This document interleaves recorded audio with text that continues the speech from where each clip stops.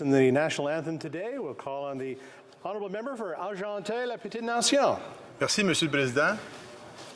Oh, Canada, our home and native land, true patriot love in all of us common, car ton bras sait porter l'épée, il sait porter la croix, ton histoire est une épopée des plus brillants exploits.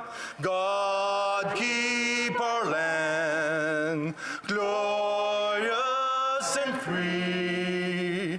Oh, Canada, we stand on God for thee. Oh, Canada, we stand on guard for thee.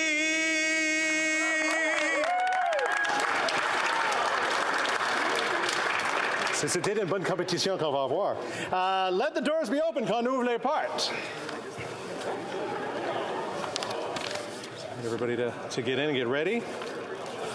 Just to remind everybody before we start statements by members, just to make sure that we keep them all to a minute. The last thing I want to do is shut people down on their statements. The last few days have gotten a little bit long, but great statements nonetheless.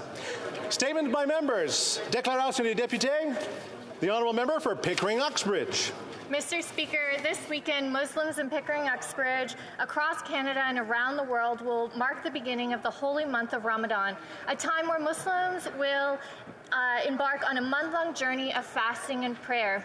Over the years, I've had the opportunity to host iftars and joined our Muslim community at the Masjid Usman, where we are reminded that Ramadan also serves as a time to put the needs of others before our own. As Muslims fast during the day, they reflect on the values at the heart of Islam: service to others, gratitude, and compassion. These values continue to resonate now more than ever. Muslim Canadians have and continue to make invaluable contributions to our country, from serving on the front lines during COVID-19 to supporting numerous community initiatives, including collecting food during Ramadan for families in need. Mr. Speaker, may this month be a blessed one. Ramadan Kareem, Mubarak Alaikum Al-Shahar. The honourable member for Saskatoon-Grasswood. Here. Well, thank you, Mr. Speaker. The lineups have already started. Canadians will fill up their gas tanks today and tomorrow in advance of the latest price surge, taking Canadian gas prices to an all-time high. The increase of the federal carbon tax of $50 per ton will kick in April 1st. Along with the price of gas, the price of everyday essentials will also be going up. Inflation has already surged to 5.7%, the highest in decades, and it's climbing. Majority of Canadians already say they're struggling just to keep up. And there's no wonder, Mr. Speaker. Let's look at food prices. They're up 5.7%. Meat alone is up 10.1%, bread 7.5%, and fresh fruit is up 8.2%. And after Friday, Canadians will be paying even more. When will the NDP Liberal government realize that they are hurting all Canadians? The honourable member for Halifax West. Mr. Speaker, I'm privileged to rise with overwhelming pride to share news of a significant and historic celebration. The Lebanese Maronite Catholic at Our Lady of Lebanon Parish will officially launch the celebrations of the opening of our new church and Cedar Event Community Centre in Halifax West. The last weekend of April, the community will gather for a solemn mass and dinner banquet alongside His Excellency Bishop Paul Marwan Tabit. I want to acknowledge all those whose donations, generosity, time, effort, and vision went into realizing this tremendous accomplishment. Our church is the heart of our religious, social, and cultural lives. And it is with deep appreciation that I thank all those who contributed over many years. يجب أن تفتخر رعيتنا بها وتتحمس لها. هذا بيتكم الذي سيبقى لأجيال وأجيال أبنائكم بعد ذلك. أقدم أحر التهاني إلى الطائفة المارونية في كندا وفي كل إنحاء العالم على هذا الإنجاز الرائع. Merci beaucoup. The Honourable Member for Berthier-Maskinongé. Mr. Speaker, I would like to pay tribute today to the commitment of Mr. Jean-Marie Giguère within the UPA of Morrissey. It's been almost a quarter of a century of dedication in the agricultural union, with 9 years as president, which we are celebrating today. He is passionate about horses, and Mr. Giguère has developed a great expertise in selecting the best magnificent horses, and he will now have more time to devote to his passion and his family. Last Sunday, Martin Marcouillet was elected to take over. He has held various positions within the UPA since 2004. And having already visited his kitchen to discuss agricultural projects, I can assure you that the destiny of the UPA in Morrissey is in good hands. As Mr. Giguère has rightly said, the future of agriculture is a societal project. Thank you both for your passion. The Honourable Member for Hochelaga. Thank you, Mr. Speaker. On March 11th, I had the honor of representing Canada in Santiago, Chile, during the transfer of power of the new president, Gabriel Boric. At 34 years old, he becomes the youngest president of Chile at the head of a young government composed mostly of women. The new president closed his speech on the balcony of the Moneda with the famous words of Salvador Allende. Almost 50 years ago, here we are again, dear compatriots, opening wide avenues where free men and women will pass to build a better society. Boric's government is a wind of change that promises a more progressive, feminist, and inclusive future. In this symbolic year of 80 years of diplomatic relations between our two nations, the 25th anniversary of the Free Trade Agreement, and on the eve of the 50th anniversary of the commemoration of the coup d'etat, I wish this new government every success, and I look forward to working to strengthen Canada-Chile relations in the years ahead. Thank you. The Honourable Member for Desnethé, Misnippy, Churchill River. Mr. Speaker, Joyce Willock, who turns 85 years young next month, has been named one of 9 recipients of Saskatchewan's volunteer medals. She has driven the Zamboni at the arena for over 30 years and is being recognized for her dedication and commitment to her community of Spiritwood. In addition to her duties at the arena, Joyce is also an honorary life member of the Spiritwood Skating Club, has been involved in both minor hockey and softball, is very active with the local seniors group, has helped the Spiritwood tourist booth, and is an active member of her church. Feeling overwhelmed by the honor, she said, "It's not something you set out to do, and it just blew me away. I thought it was a scam." When congratulated on the recent recognition recently, at the rink, of course, she replied, "There are so many people more deserving. A sign of a true volunteer. They enjoy what they're doing, therefore it does not feel much like work."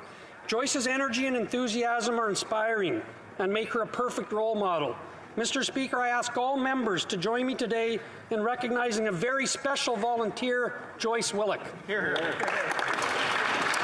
The Honourable Member for Niagara Centre. Thank you, Mr. Speaker. Mr. Speaker, the Great Lakes are binational reach treasures that drive our economy by creating 238,000 jobs and billions in economic activity.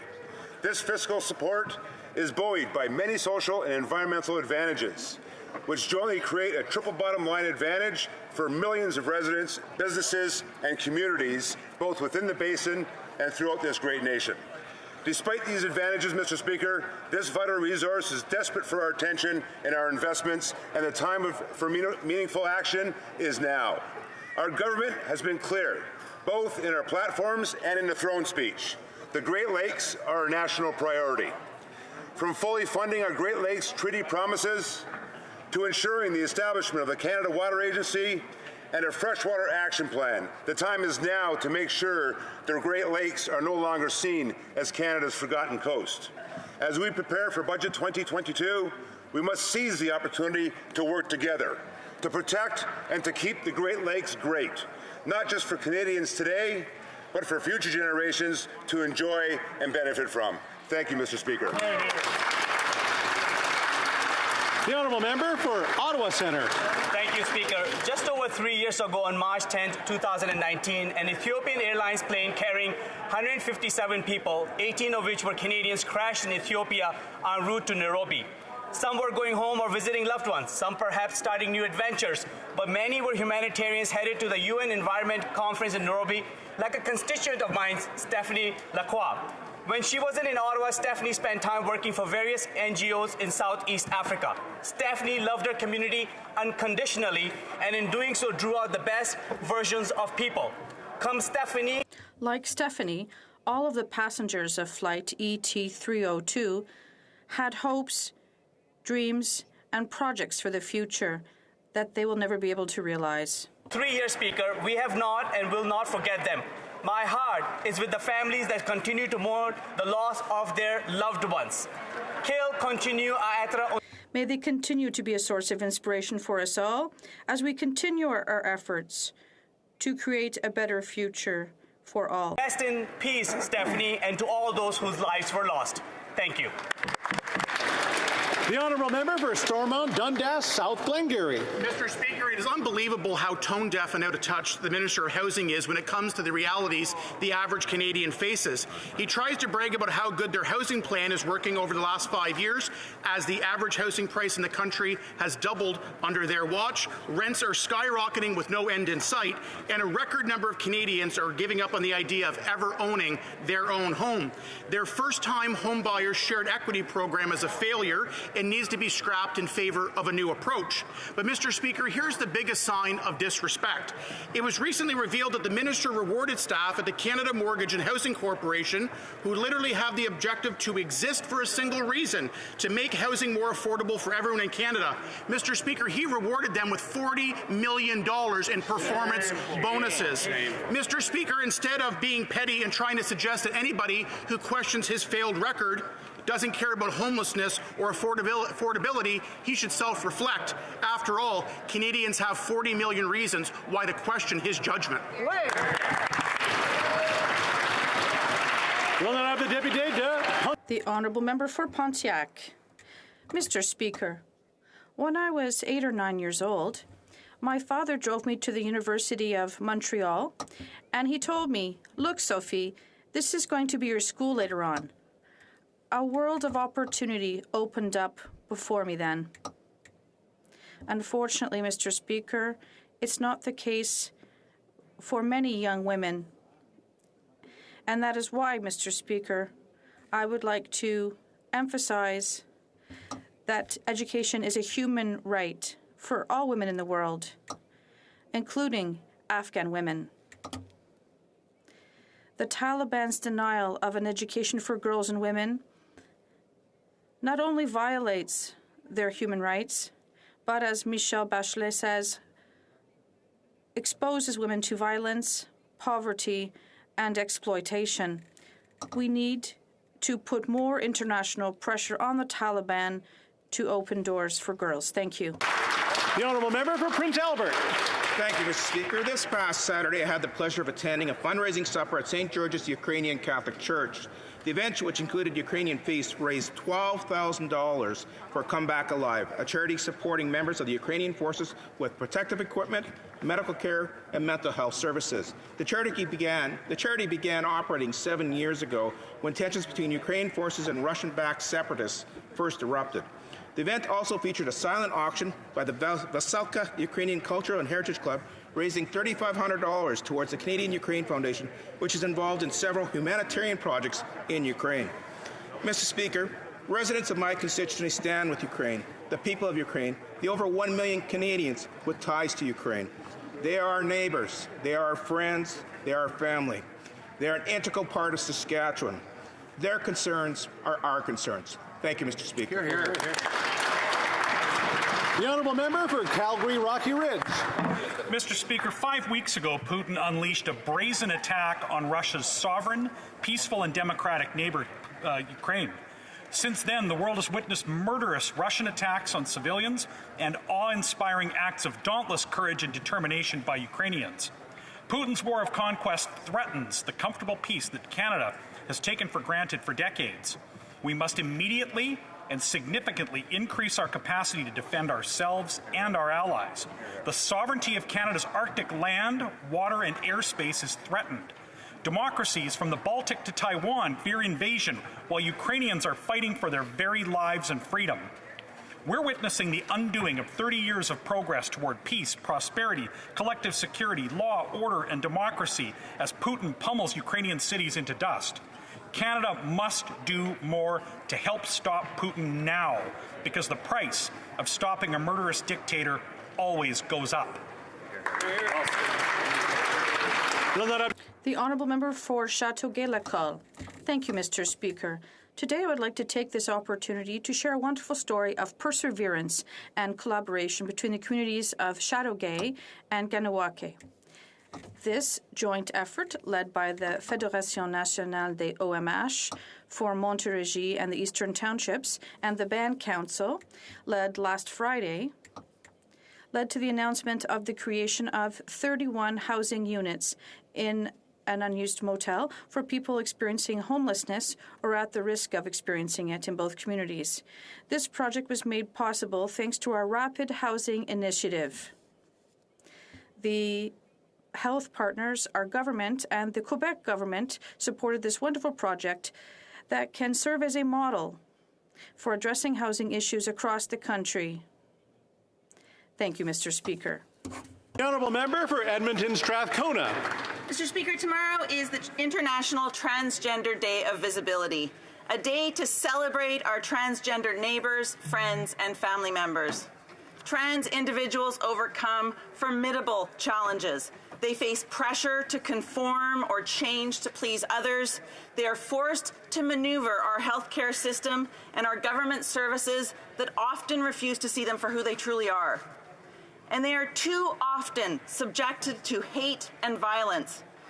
The International Transgender Day of Visibility is not just about seeing transgender people and understanding the sometimes brutal challenges they face. The Trans Day of Visibility is an opportunity to say thank you. Thank you for leading a human rights revolution. You are heroes. Thank you for not giving up. You are not alone. Thank you for being you. You are power. Let me say it today.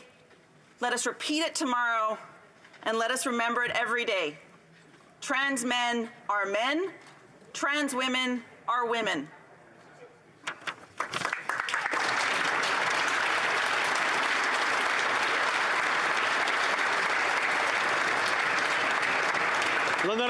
The Honourable Member for Shefford.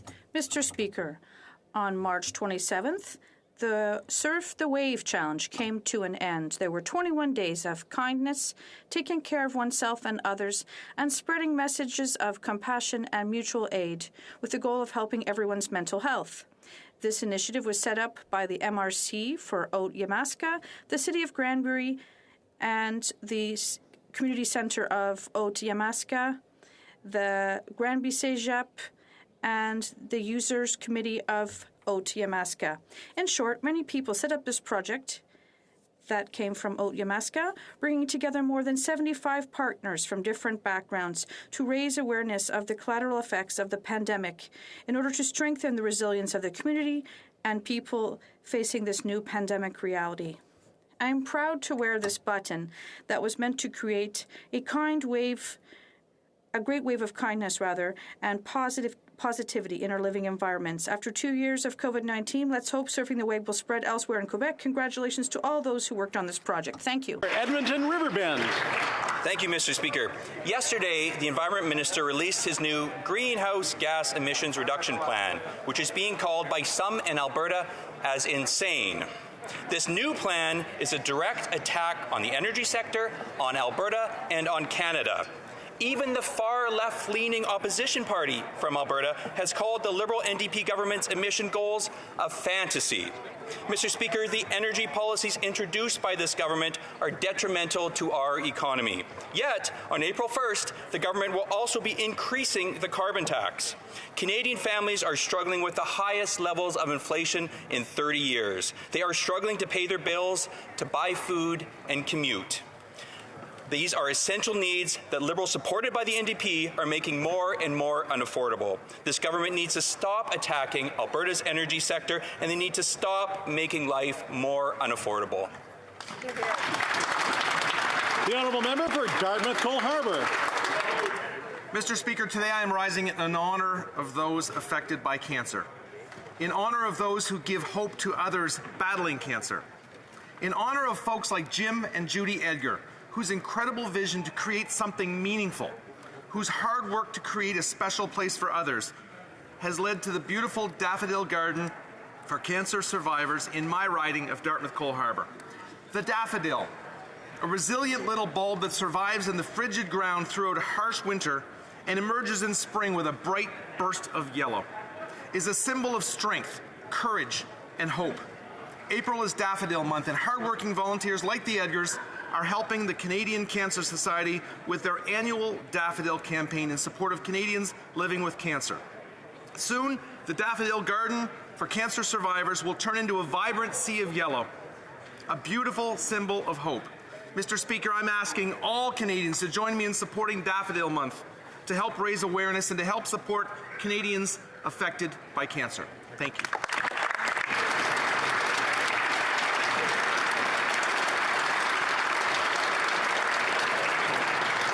Oral questions. Question orale. L'honorable député. The honourable member for Mégantic-L'Érable.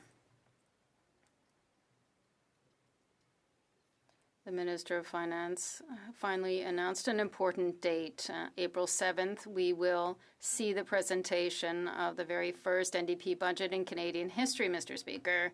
We can expect to see three things: higher spending, higher taxes, unlimited deficit. It will no doubt be a dark day for all Canadians who didn't vote for that and who are currently struggling to make ends meet. My question to the Prime Minister is this. Were former Liberal Prime Minister and the former Finance Minister Paul Martin consulted on this first NDP budget? The Honourable Minister and Associate Minister of Finance. Thank you, Mr. Speaker. Conservatives are continuing to talk down the Canadian economy, but allow me to share with you a few very important facts. First of all, StatsCan published the fact that our GDP has increased of 6.7%. Our economy will be the strongest next year among the G7. This year it's second strongest. And we have recovered more jobs than before the pandemic. The honourable member for Mégantic-L'Érable. Let's talk about it. A secret agreement was signed to put in place a $200 billion spending. That's the NDP's plan. But Jean Chrétien said that we had to reduce the deficit. Paul Martin said we have to do what we can afford. Have they all taken out NDP membership cards, or there are still fiscally responsible Liberals in that government? Mr. Speaker, this government has made historic investments in the lives of Canadians, in the lives of Quebecers, in all communities, in all the provinces, in order to avoid the worst depression since the 1930s. This side of the House voted for C8, for rapid testing, $100 million, for better ventilation in our schools, to help businesses. When will the other side vote for C8? The honourable member for Mégantic-L'Érable. Mr. Speaker, I suspect there are many Liberal members who were not consulted with regard to this NDP budget. Inflation is at a record high. The price of gas is suffocating small and medium-sized businesses. Families struggle to pay for groceries. In 1995, the Minister of Finance, Paul Martin, said, "For our economy to work, we must redefine the role of government in our economy to reflect the ability to pay and the priorities of our citizens." Does the Minister of Finance now recognize that selling her soul to buy a majority will hurt our economy and all Canadians? Mr. Speaker, it's refreshing to see the other side talk about taxes after their bad record after 10 years in government. On this side of the House, we are working for Canadians. We are on the eve of voting for C8, Mr. Speaker. On this side of the House, we have introduced child care benefits to help Canadian families, increased the pension for seniors, Here, we are working. On the other side, we don't know what is happening. Nicola. Mr. Speaker, the Spend DP Liberal Coalition has never seen a ruler tax it didn't like, regardless of how inflationary it would be. Take, for example, making an energy rating mandatory when selling a home. The Ontario Real Estate Association calls this a crazy thing to do in the middle of historic housing affordability crisis, as it will only increase the cost of buying a home. Why is the Spend DP Liberal Coalition even thinking about doing this crazy thing that will only price out more millennials and first-time home buyers? The Honourable Minister of Housing. We have prioritized giving more Canadians access to their dream of home ownership. We're moving forward with the Housing Accelerator Fund, which will increase housing supply across the spectrum. We are also moving forward with a rent-to-own program that will turn more Canadian renters into homeowners. We have also moving forward with a 1% tax on non-recreational property owned by foreigners. What did the party opposite do with respect to that measure? They voted against it, Mr. Speaker. The Honourable Member for Central Okanagan, Similkameen Nicola. Mr. Speaker, the only thing progressive about this Spend DP Liberal Coalition is that people are progressively paying more and more for everything. Inflation bleeds the purchasing power of every single Canadian. Now, the Governor of the Bank of Canada has confirmed that the carbon tax is inflationary. Some point to rebates, but the Parliamentary Budget Officer says the government will collect more than it rebates to Canadians. Yep. Will the Spend DP Liberal Coalition finally give millions of Canadians a break from their inflationary policies and cancel their April 1st carbon tax hike? The Honourable Minister. Mr. Speaker, it's no surprise to hear from the Conservatives when their top candidate for leader, the member for Carleton, is campaigning against real action on climate change. The PBO's report confirms that the price of pollution has a progressive impact that gives 8 out of 10 Canadians more money through the climate action incentive back into their pockets. And in this last week, Mr. Speaker, we announced climate incentives in Ontario, Alberta, Manitoba, and Saskatchewan. While that side of the aisle fights each other, we fight for Canadians. The first 3 questions went great. The first 3 questions were great. Everybody was listening. It was awesome. The Honourable Member for La Prairie. Mr. Speaker, there's been a lot of talk of what there is in the agreement between the NDP and the Liberals, but we also have to talk about what is not in it. We're talking about seniors. They've been abandoned in this agreement at a time when they are suffering the most from the increasing cost of groceries. There is nothing to protect their income to 2025, particularly those between 65 and 74 years of age who have also been deprived of the old age security increase. This agreement sets in stone the creation of 2 classes of seniors. I want to know, Mr. Speaker, who abandoned seniors? The Liberals, the NDP, or both? The Honourable Parliamentary Secretary to the Minister of Seniors. Speaker, our government has delivered on its commitment to increase OAS by 10% for all seniors aged 75 and up. That's right. This helps with Canadians' extra needs later in life. Mr. Speaker, older seniors face increased care expenses and are at greater risk of running out of savings. As seniors age, their health and home care costs rise, all while they're more likely to be unable to work, have disabilities, or be widowed. Seniors are living longer today, Mr. Speaker. Life expectancy for Canadians has increased by 7 years to 82 in 2019 from 75 in 1980. We've got the backs of our Canadian seniors, Mr. Speaker. The Honourable Member for La Prairie. Mr. Speaker, you don't need to be good at math to see that when the cost of living increases, the first to suffer are those on a fixed income. We're talking about seniors between 65 and 74 for whom the NDP and the Liberals refused to give an increase in OAS. Food prices have risen by 7.4%. For those 75 and up whose pension increased by 10%, it's not as bad. But for those seniors under 74 years of age, they are foods they can no longer afford. That's their reality. Why did the Liberals and the NDP sign an agreement that abandoned those seniors? The Honourable Parliamentary Secretary. Mr. Speaker, our government's priority has always been to support seniors, especially those most vulnerable. When it comes to supporting seniors, we are proud of our record. One of the first things we did for seniors is to restore the age of eligibility of OAS back from 65 from 67 which was something that was moved forward by the Conservatives.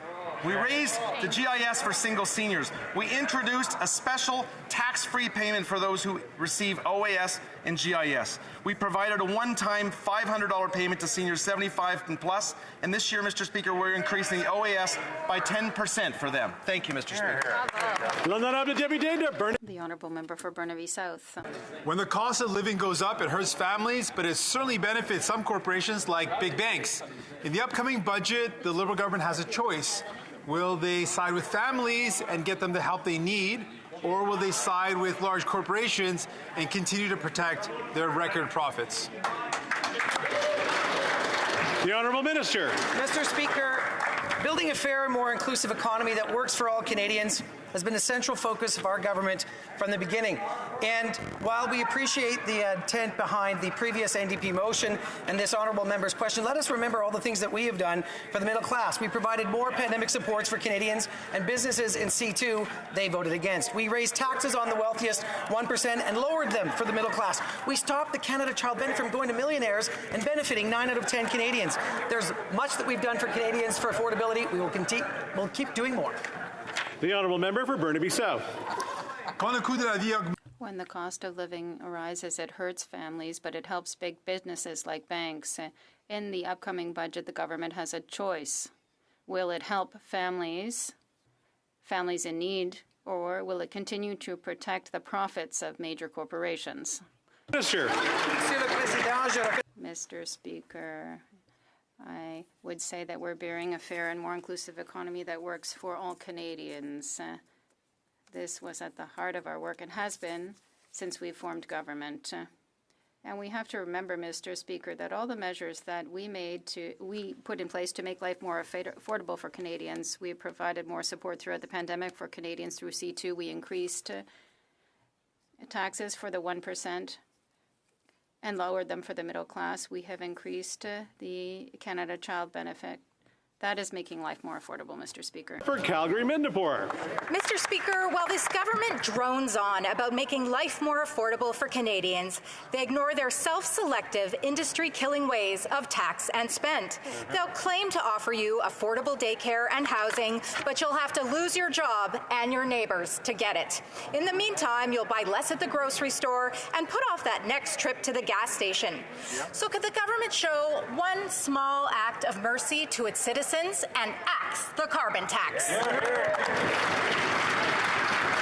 The Honourable Minister. Mr. Speaker, it gives me great pleasure to answer my colleague's question because, in fact, we now have national childcare across the country.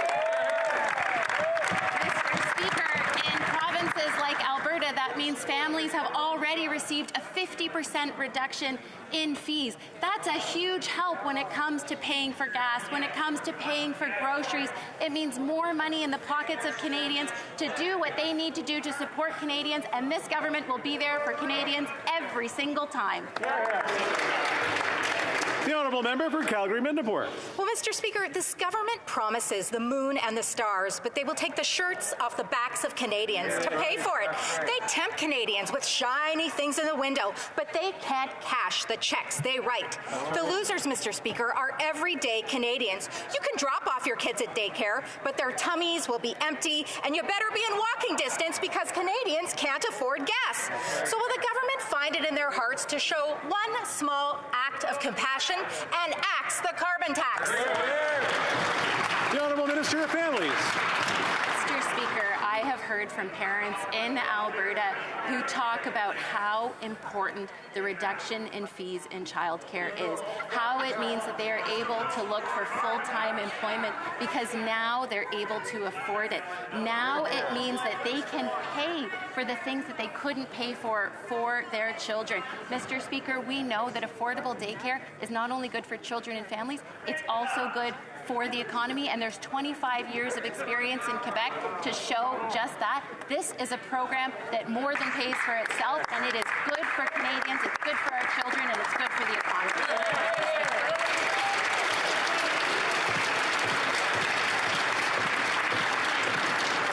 The The honourable member for Sturgeon River Parkland.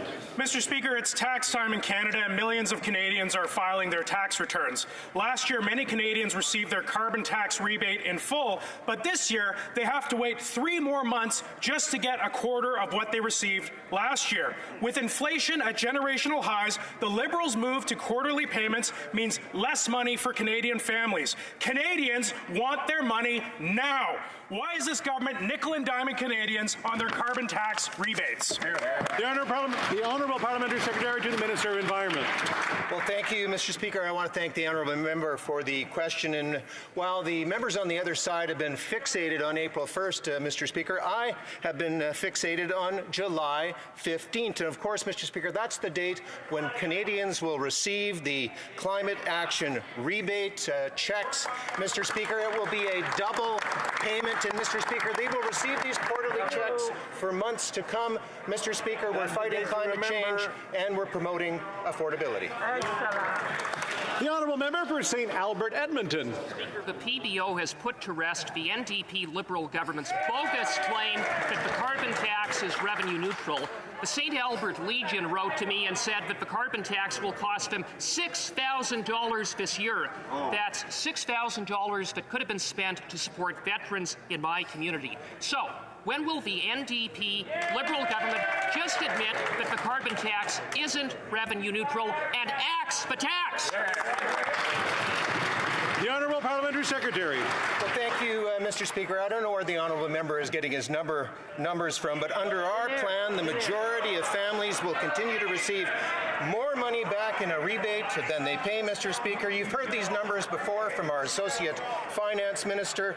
This year, $600 in Ontario, $700 in Manitoba, $1,100 in Saskatchewan and Alberta. This is more money in the pockets of Canadians, Mr. Speaker. Thank you, Mr. Speaker. The honourable member for Louis Saint Laurent. Mr. Speaker, we are 2 days from April 1st. If this government doesn't want to know what's happening in Canada on April 1st, let me tell you, in 2 days, the Liberal carbon tax will increase. It's been weeks that we've been asking the government to give Canadians a break, to give them some air, not to increase the Liberal carbon tax. There are 2 days remaining. Will the government understand and show the goodwill behind this and give Canadians a break? Do not increase the Liberal carbon tax. The Honourable Parliamentary Secretary. Mr. Speaker, and as I've said before in this House, pricing pollution is recognized as one of the most efficient ways to fight climate change, and it will not only reduce pollution, Mr. Speaker, but it will drive innovation to help create the clean growth economy and the jobs of tomorrow, Mr. Speaker. And once again, as the Parliamentary Budget Officer has said, 8 out of 10 families will be better off. And, Mr. Speaker, those families will receive those checks quarterly starting July 15th. The honourable member for Louis Saint Laurent. Well, Mr. Speaker, here's the reality. For months and months, inflation in Canada has been rising. Inflation is now over 5.7%. All Canadian families are paying more today than they paid a few months ago. And in 2 days, in 2 short days, the Liberals will increase the Liberal carbon tax. Can they understand the logic? This will increase inflation and Canadian families will pay even more.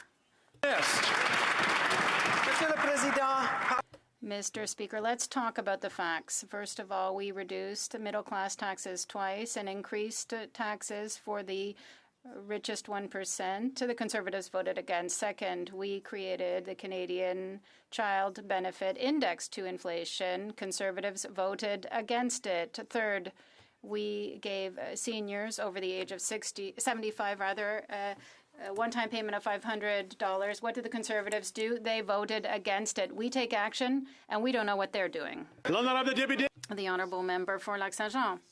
Mr. Speaker, yesterday the government announced measures to accelerate the processing of Ukrainian refugee applications, and this partially responds to demands by the Bloc Québécois. But there is an elephant in the room. The most important measure, planes, is missing. Even if the announcements would magically resolve the 60,000 applications, refugees will be quickly disappointed to see they're fighting for the same few seats on a plane for at least $1,000 per ticket. What families in need is not to be approved by Canada, it's to get to Canada. When will there be an airlift? The Honourable Parliamentary Secretary. Monsieur le Président. Mr. Speaker, once again, I want to thank my colleague for the question and for this collaboration since the beginning of the war in Ukraine. Mr. Speaker, we are working with all our partners, including airlines, and what we have recently done is that we have loosened the biometric measures to allow 3 cohorts to come more quickly into Canada. We will be there for Ukrainians before and after. Thank you. The Honourable Member for Lac-Saint-Jean. Mr. Speaker, this is a partial response to an administrative problem, not a response to a human problem. We need to get those families. They have fled war. They don't all have the money to pay 3 or 4 plane tickets. Mothers left their homes about a month ago with traumatized children. Hearing that their file is being processed is not going to reassure them. It will be the day they can set down their suitcases in their kids' new bedrooms. That's where they're going to feel safe. That's the reality. When will the minister charter flights and go and get them? The Honourable Parliamentary Secretary to the Minister of Immigration. Mr. Speaker, I would like to tell the House that we have welcomed more than 12,000 Ukrainians to date here in Canada. Since the beginning, we have been here. And perhaps just to remind the House the measures. In fact, Mr. Speaker, we have launched a new program. We have loosened the biometric requirements. We have also sent more people, officers, in order to process the applications. With regard to the settlement centres, we will continue to be there. Thank you. The Honourable Member for Grand Prairie Mackenzie. Mr. Speaker, Canadians in rural and northern communities are disproportionately disadvantaged by this Prime Minister's carbon tax. New studies by the Parliamentary Budget Office and the Bank of Canada have confirmed that Canadians are paying more in this tax than they receive in rebates, and that this tax is contributing to the out-of-control inflation. Knowing that so many rural and northern families and seniors are already struggling to pay for the essentials like groceries, home heating, and fuel, why would the Prime Minister break his election promise and increase this punitive tax yet again? Yeah. The Honourable Parliamentary Secretary. Well, thank you, Mr. Speaker, and I would reiterate again that pollution pricing works not only to reduce pollution, but to drive innovation and help create the clean economy of tomorrow, which is jobs, Mr. Speaker. And I know the Honourable Member wants to create jobs in this country, and Mr. Speaker, this means billions in economic development and good jobs today and tomorrow. We know where the economy of the world is headed, Mr. Speaker. It's the low-carbon energy. Mr. Speaker, Conservatives are stuck in the past. We're looking towards the future. The Honourable Member for Hastings, Lennox and Addington. The cost of everything is rising at historic rates, and Canadians are at a breaking point. Seniors in HLNA and across this country do not want a handout. They want the dignity and respect that they have earned. They want to regain pride in being Canadian. They need a government that works for them, not against them. Mr. Speaker, when will this Prime Minister stop dodging questions in this House and tell working-class Canadians and low-income seniors what he's doing to fix this abysmal economic situation he helped create? The Honourable Parliamentary Secretary. Thank you very much, Mr. Speaker. I want to thank the Honourable Member for the question. Seniors have worked all their lives, and they deserve to be safe and financially secure later in life. Our Liberal government is delivering on our promise to increase OAS by 10% for those 75 and older, strengthening support for all Canadians later in life. Since 2015, Mr. Speaker, our Liberal government has restored the age of eligibility for OAS to 65, increased GIS for single seniors, and strengthened CPP for future retirees, which was mirrored by the QPP. During the pandemic, we took action to provide seniors needed support with special tax-free payments and a GST top-up. Thank you, Mr. Speaker. The Honourable Member for Charleswood, St. James, Assiniboia, Headingley. Mr. Speaker, constituents in my riding can barely afford to fill up their cars. They spend more and more of their income on the most basic of necessities. The Liberals say they're working hard to deliver real change for Canadians. The truth is just the opposite. Canadians are giving all their hard-earned change to the Liberals. Mr. Speaker, can the Minister of Finance show just a little compassion, give Canadians a break, and promise no new tax increases in the April 7th budget? The Honourable Minister of Tourism and Associate Minister of Finance. Thank you, Mr. Speaker. And while we have to wait just over a week to learn the full contents of the budget, I'm very happy to share today some facts that speak directly to affordability. Fact, a single mom with 2 kids will receive $13,600 from the Canada Child Benefit. Fact, the average family in Saskatchewan will get almost $1,000 in their carbon price rebate. Fact, seniors receive $500 this summer, and we're increasing OAS by 10%. Fact, a student will save more than $3,000. Those are the facts.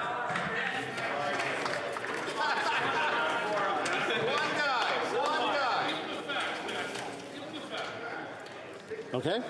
The Honourable Member for Edmonton Riverbend.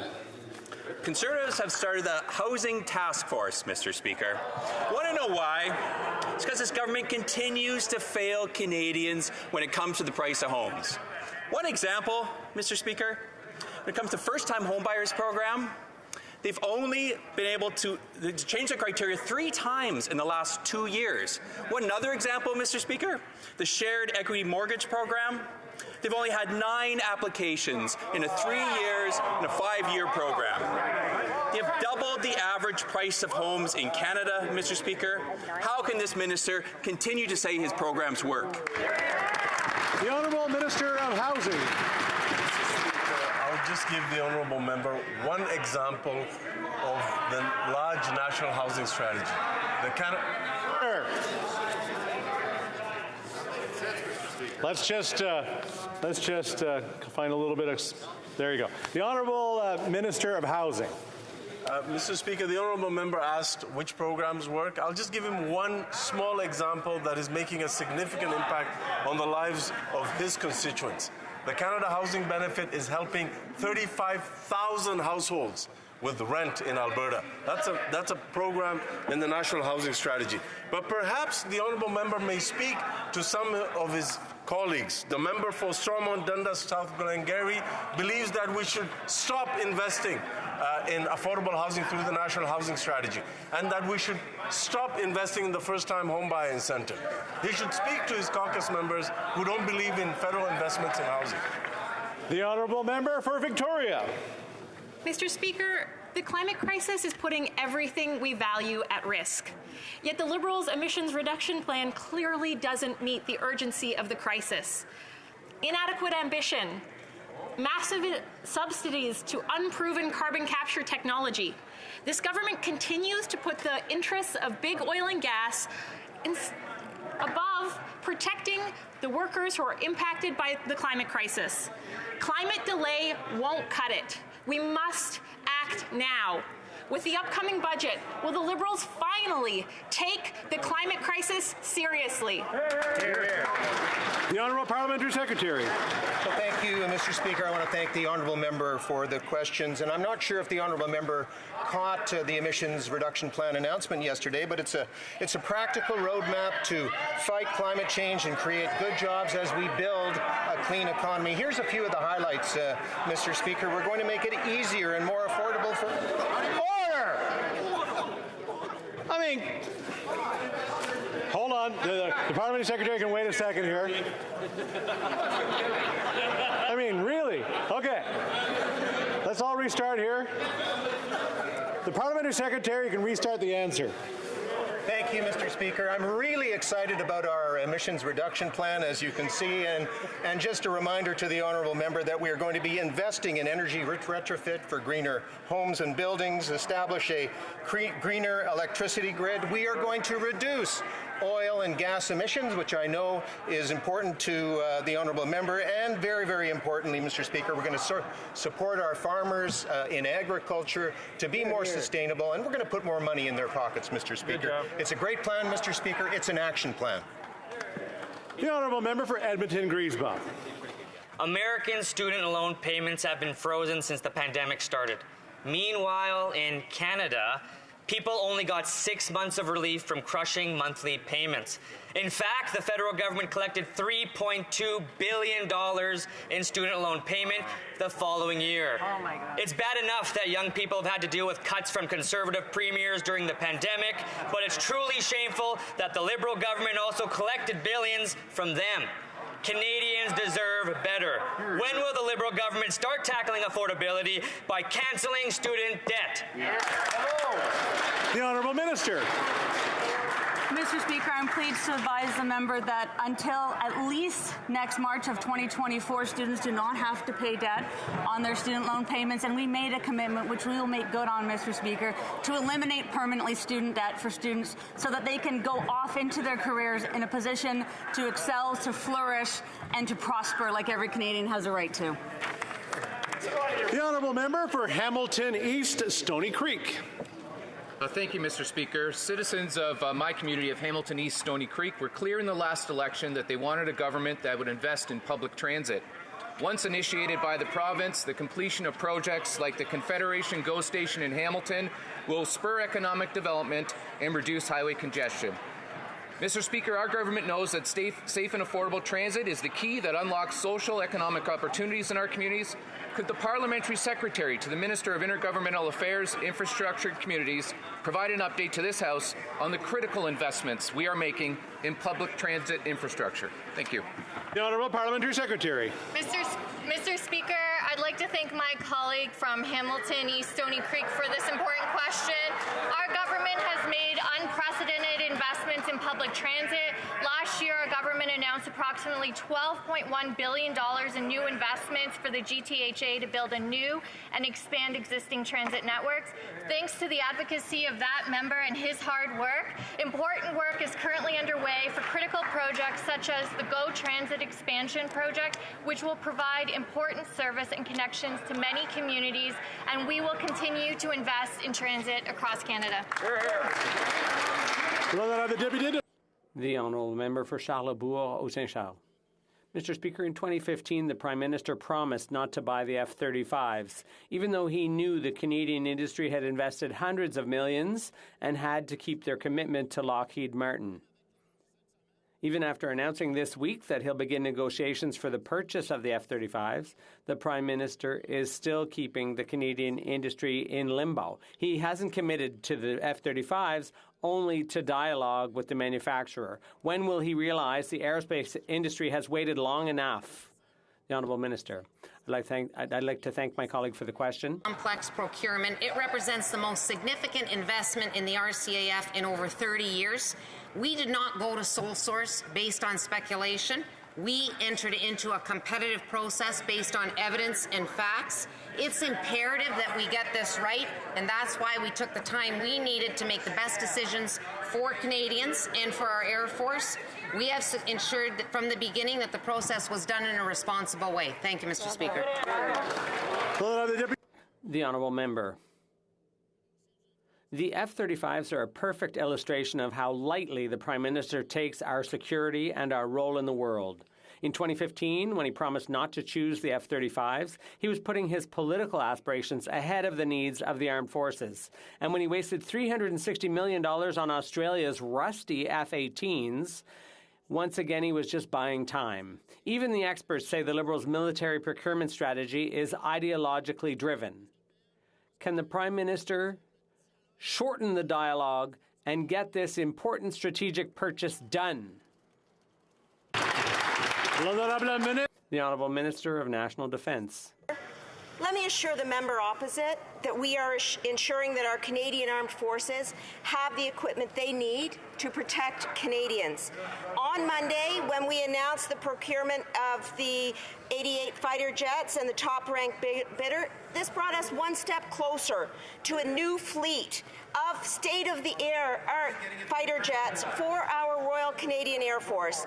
This is going to ensure that our pilots have the most effective tools that they need to do their job, to defend our country, to defend our Arctic, and to participate in NORAD and NATO. Thank you, Mr. Speaker.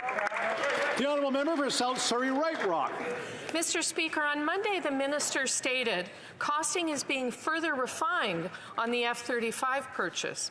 After 7 years and $2 billion spent on upgrades of old and used fighter jets, the minister knows that there is nothing to refine in terms of price. As a consortium member, you have the right to buy the F-35 for the same price as the U.S. government during whatever fiscal year you opt into. The government waited waited another 4 months when it knew who won. Now it is playing for time, saying the price must be refined. Why? Good question. The Honourable Minister. Mr. Speaker, let me assure the member opposite again that we have ensured and we will continue to ensure that we are taking the steps needed to select the right fighter at the right price with the right benefits for the Canadian Armed Forces. This is the most significant investment in the RCAF in 30 years. As we continue to move through this process, the details on costing will be further refined. And as I have said, we will select the right aircraft at the right price for the RCAF. Thank you, Mr. Speaker. The Honourable Member for Edmonton West. Replacement fighter jets, delayed. Replacement pistols for the Army, delayed. Polar icebreaker, delayed. Fixed-wing search and rescue, delayed. Arctic offshore patrol ships, delayed. Surface combatants, delayed. Joint supply ship, delayed. Rusted out second-hand jets from Australia, on time. When did the Liberals decide to go from strong, secure, and engaged to delayed, weak, and second-hand? The Honourable Minister of National Defence. Mr. Speaker, this is somewhat humorous. Unlike the Conservatives who cut billions from defence, we are providing our CAF members with the equipment they need to keep Canadians safe. We're moving to finalize the 88 new fighter jets. We're delivering the first Canadian-built ship in 20 years. We're acquiring 6 Arctic offshore patrol vessels, 2 of which are in the water, 1 of which has circumnavigated the North American continent. We are delivering rifles for our Rangers, and when it comes to procurement, I would take our record over theirs any day.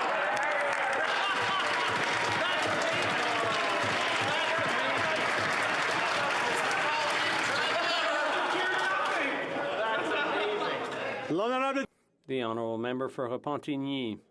Mr. Speaker, the greenhouse gas reduction plan released yesterday can be summed up as half measures and wishful thinking. They're still talking about potential reductions, not hard targets, and they consider it making progress to be exploring legislative approaches to support a durable price on carbon pollution.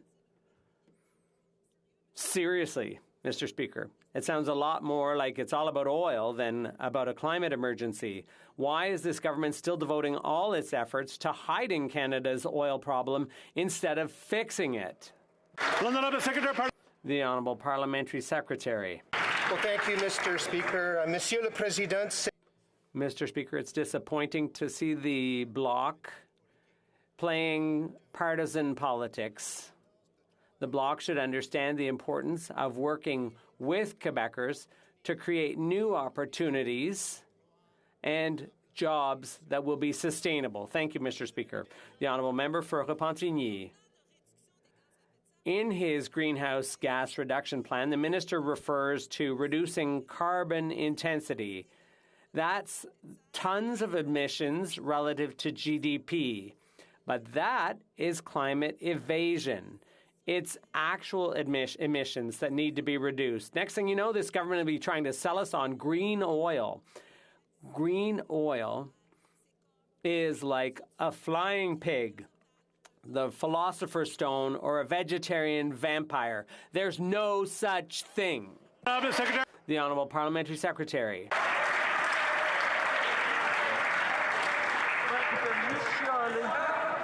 Well, thank you, Mr. Speaker, and I want to thank the honourable member for the question and just relate to her that our government is working on many fronts to address oil and gas emissions. On top of the cap to reduce oil and gas sector emissions, we're implementing the Clean Fuel Standard to accelerate the adoption of cleaner fuel. We're putting a price on carbon pollution, as I mentioned many times in this House. And, Mr. Speaker, importantly, we're phasing out fossil fuel subsidies 2 years ahead of schedule.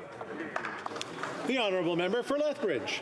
Well, it's only been 1 week since the NDP Liberal marriage, and already there's trouble in Perry. paradise. The Minister of Natural Resources wants to produce more oil and gas. The Minister of Environment wants less. Meanwhile, the NDP Deputy Prime Minister, well, he's just silent on the matter. Wow. Look, folks, you can't sit and stand at the same time.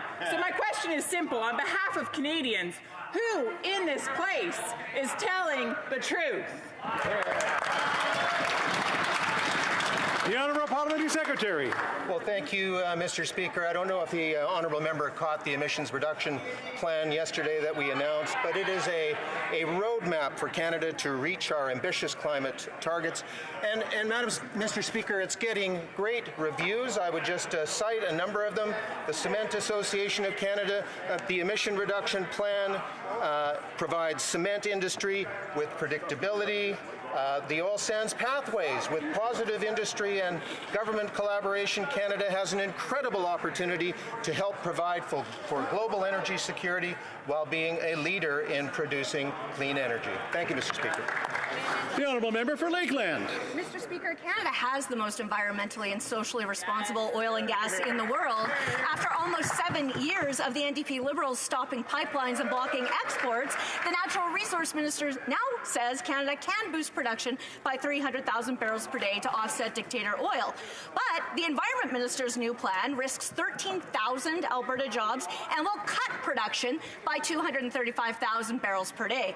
The NDP Liberal anti-energy agenda has already killed hundreds of thousands of jobs and cost Canada billions. So, which one of these ministers should Canadians believe? The Honourable Parliamentary Secretary to the Minister of Natural Resources. Mr. Speaker, the emissions reductions plan is ambitious, it's achievable, it's a clear and robust plan that will get us to net zero by 2050. When we talk about oil imports, our oil imports have actually reduced. In fact, if the member's interested, the Canada Energy Regulator has said that we've imported the lowest amount of crude oil since 1988. And that, the majority of it comes from the United States, Mr. Speaker. Hear, hear.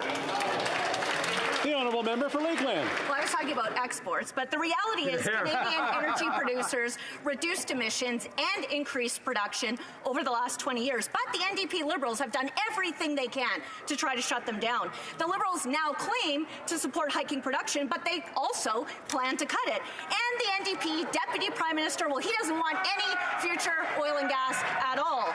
Uncertainty crushes jobs and investment. The only thing that's clear is that the left hand doesn't know what the other left hand is actually doing. So I'll try again. Who's actually in charge of killing Canadian jobs?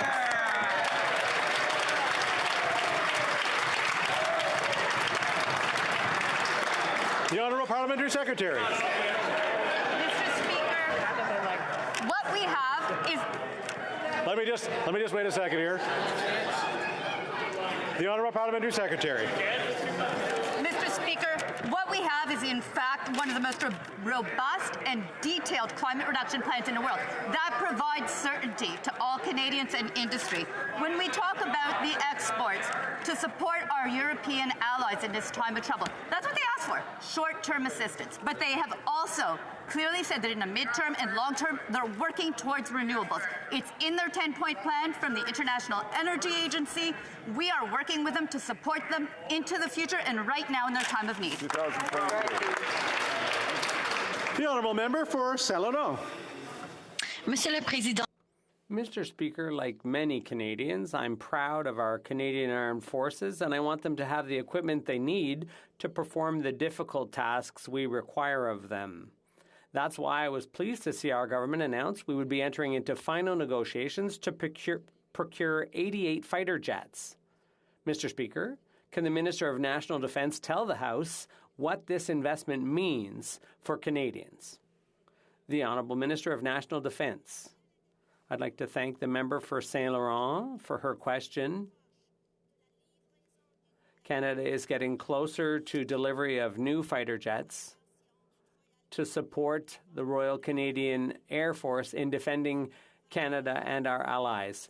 This will also create opportunities for Canadians, including in Bagotville, where we're investing in modernizing our infrastructure to accommodate this new fleet. This is good news for Canadians, Mr. Speaker. Member for Abbotsford. Well, inflation is roaring out of control. Families don't know how they're going to pay for groceries or tank up their cars to get their kids to school. The dream of home ownership is now over for millions of Canadians. Over! Ever since this finance minister took charge, the cost of living in Canada has skyrocketed. Things aren't getting better, they're actually getting worse. When will this minister tell Canadians how she plans to fight inflation? And will her next NDP Liberal budget include such a plan? The Honourable Minister. Mr. Speaker, the Conservatives continue to talk down the Canadian economy and spin economic fiction. Let us deal in facts. Stats Can show that our GDP grew by 6.7% in Q4. Our economy is the second fastest growing in the G7 this year. We're poised to be the fastest growing economy in the G7 next year. And despite the challenges of Omicron, our economy, the GDP, is back to pre-pandemic levels. The other sides can spin economic fiction. Those are the facts, Mr. Speaker. The Honourable Member for Abbotsford. Well, fact, Mr. Speaker, inflation is raging across our country, and Canadians are being left far behind. They can't afford groceries, they can't afford gas to take their kids to hockey or music lessons. The cost of everything is through the roof. So we know paychecks don't go as far as they used to. We know Canadians are struggling to make ends meet. Yet this minister refuses to act. This is her mess. She's the finance minister. Est-ce qu'on n'a pas de traduction qui se passe en même temps? Translation that'll happen. I will let the member start again. The Honourable Member for Abbotsford. Well, thank you, Mr. Speaker. Inflation is raging across our country. That is a fact, and Canadians are being left behind. They can't afford groceries, they can't afford gas to take their kids to hockey lessons or music lessons. The cost of everything is through the roof. We know paychecks don't go as far as they used to. We know Canadians are struggling to make ends meet. Yet this minister refuses to act. This is her mess. She is Canada's finance minister. Will her budget include a plan to fight Canada's affordability crisis? The Honourable Minister. Mr. Speaker, I thank the Honourable Member for his question, and we will find out in due course what's in the budget. This last weekend, I was on the doors in my riding of Edmonton Centre, and both moms and dads thanked me, thanked the Minister of Families, Children and Social Development for passing the Child Care Agreement with Alberta. And just this week, we have a deal in Ontario. Every province, every territory covered, thousands of dollars back in the pockets of everyday Canadians. That's leadership, Mr. Speaker. That's affordability. The Honourable Member for Simcoe North. Mr. Speaker, you know who benefits from inflation? The government. Next week, the federal government is going to announce record revenues from higher taxes, higher oil prices, and yes, inflation. Canadians want to know how this Liberal NDP government is going to use this windfall. Are they going to provide relief to Canadians through tax holidays? Are they going to reduce the size of the deficit? Or will they just spend more money, which everyone agrees is going to create more inflation? The Honourable Minister of Tourism and Associate Minister of Finance. Mr. Speaker, our record is clear when it comes to supporting the most vulnerable Canadians with the cost of living. We introduced the Canada Child Benefit, which is indexed for inflation, and lifted 300,000 children out of poverty. Our government increased the Guaranteed Income Supplement, which is also indexed to inflation, which has helped over 900,000 seniors. From 2015, when we formed government, to 2019, Mr. Speaker, we raised 1.38 million Canadians out of poverty. That is leadership. That is focus on affordability. The Honourable Member for Richmond Hill. Mr. Speaker, in my riding of Richmond Hill, we have numerous organizations that work tirelessly to provide housing for vulnerable population. The staff at Blue Door, an emergency housing provider in the York region, have played an instrumental role in supporting individuals experiencing homelessness in our community. Can the Minister provide an update to the House on how our government is supporting organizations like Blue Door in their work to end pandemic homelessness? Thank you. Well, Minister of Housing. Mr. Speaker, I want to thank the Honourable Member for Richmond Hill for his important question and his advocacy with respect to chronic homelessness. We understand as a government that the pandemic has made worse existing housing challenges for Canada's most vulnerable people.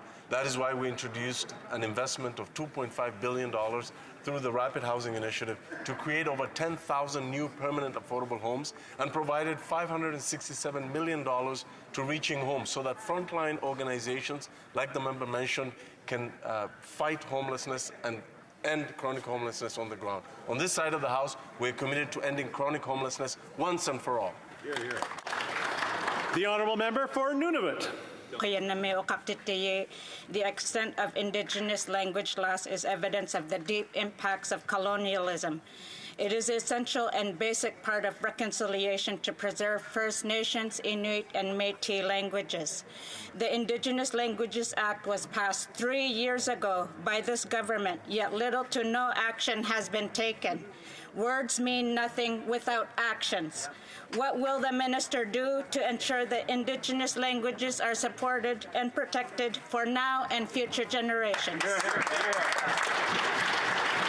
The Honourable Parliamentary Secretary. Mr. Speaker, I thank my honourable colleague for her question. Our government is committed to advancing reconciliation through the protection and promotion of Indigenous languages.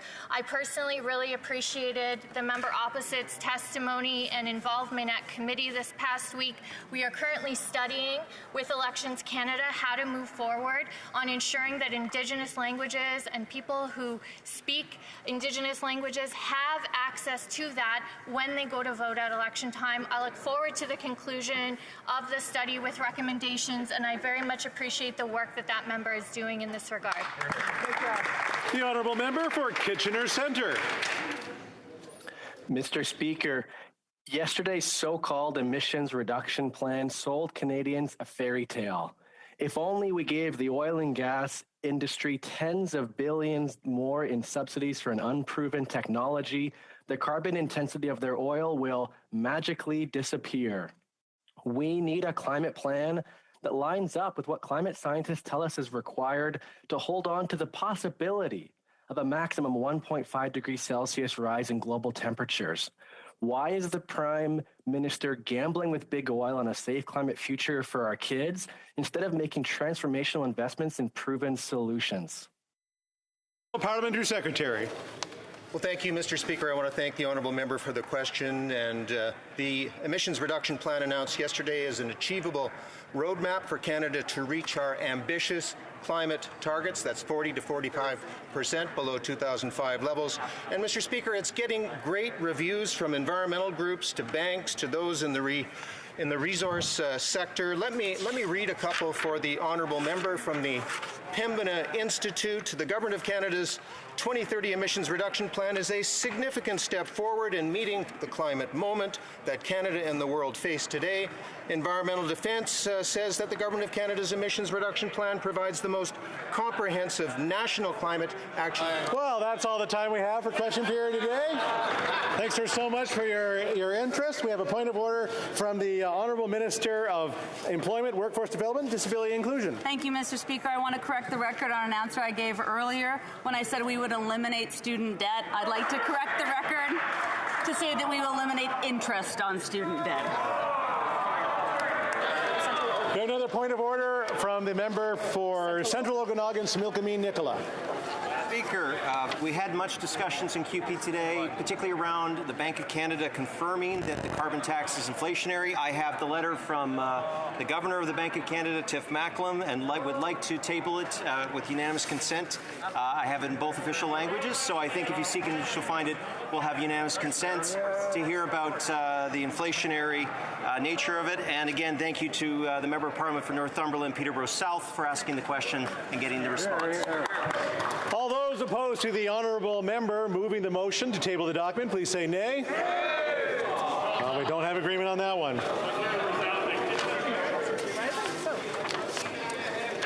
There you go. Daily routine of business. The Honourable Parliamentary Secretary, the Government House Leader. Yes, thank you, Mr. Speaker. Under tabling of documents, pursuant to Standing Order 36-8A, I have the honour to table in both official languages the government's responses to 8 petitions, and these returns will be tabled in an electronic format. And while I'm on my feet, Mr. Speaker, I would move, seconded by the member from Burlington, that the House do now proceed to orders of the day.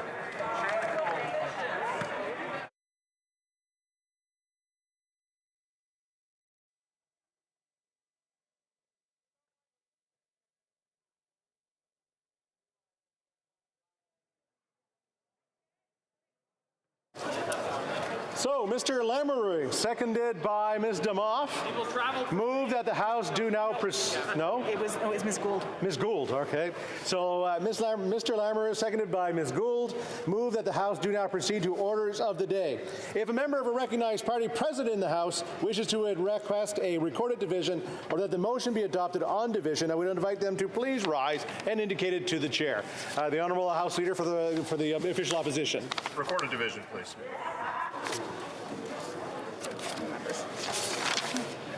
Call in the members.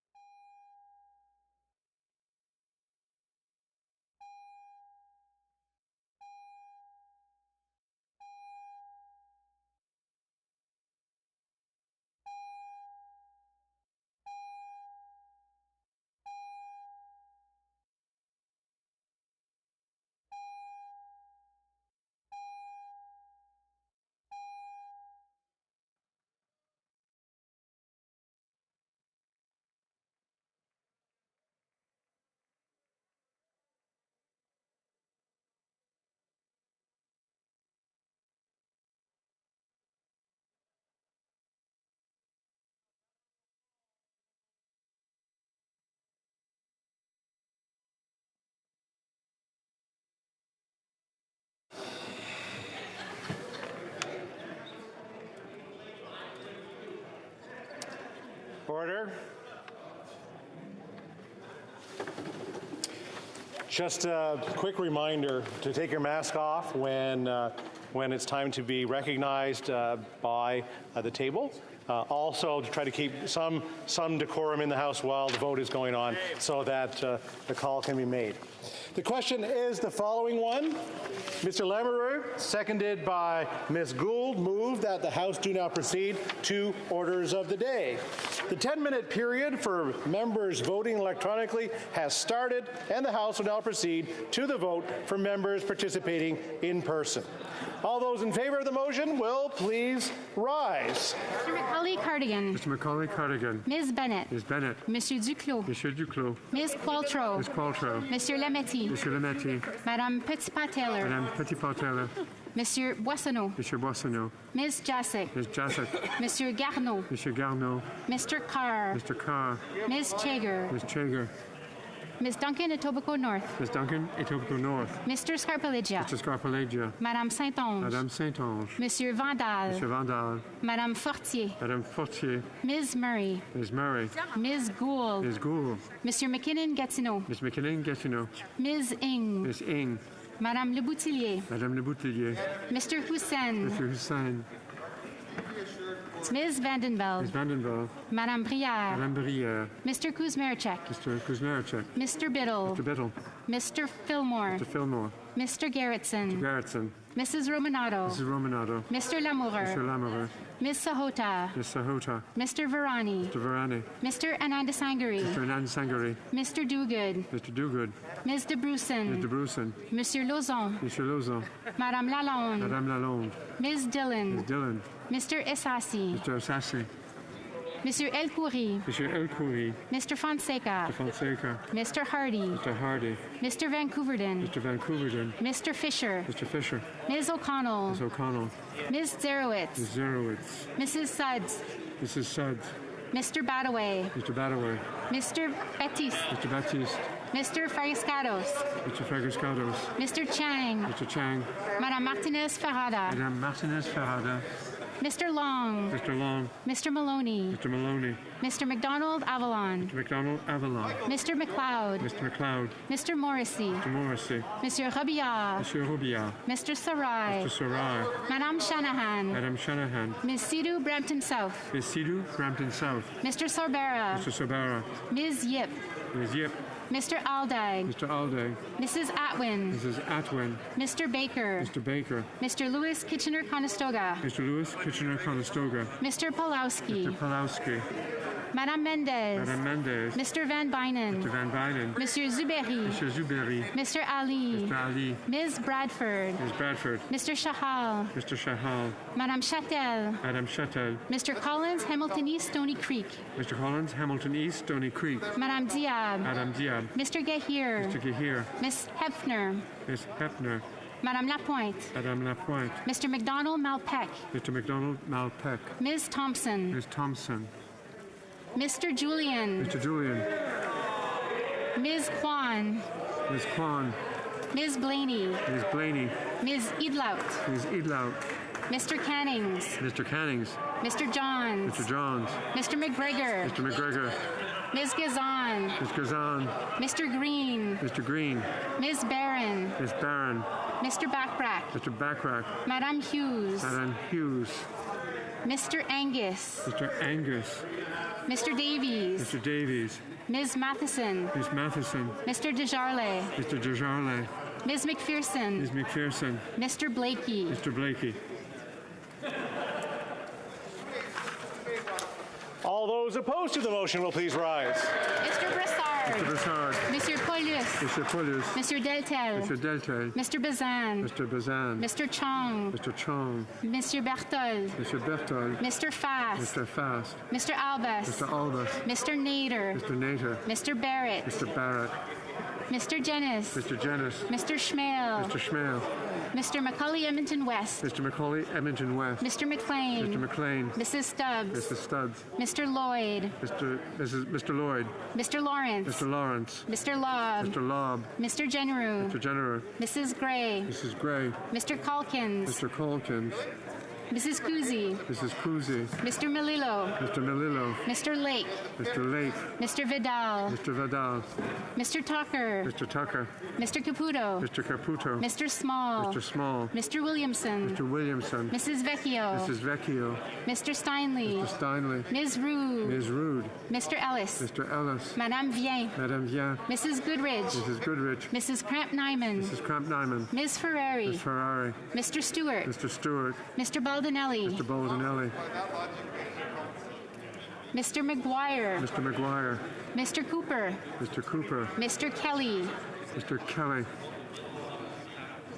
Mr. Kitchen, Mr. Kitchen, Mr. Vierson, Mr. Vierson, Mrs. Falk, Battlefords, Lloydminster, Mrs. Falk, Battlefords, Lloydminster, Mr. Bragdon, Mr. Bragdon, Mr. Epp, Mr. Epp, Mr. Cram, Mr. Cram, Mr. Couric, Mr. Couric, Mr.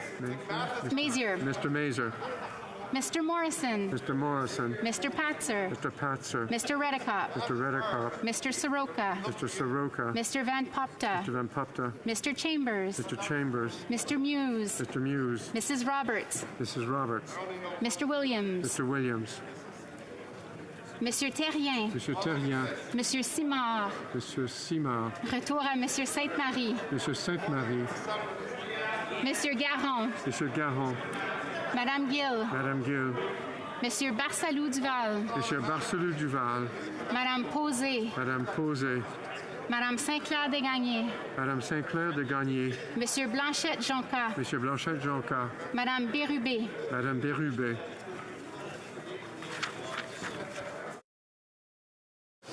La Chambre attendra maintenant à la fin. The House will now await the end of the electronic voting period before resuming its deliberations.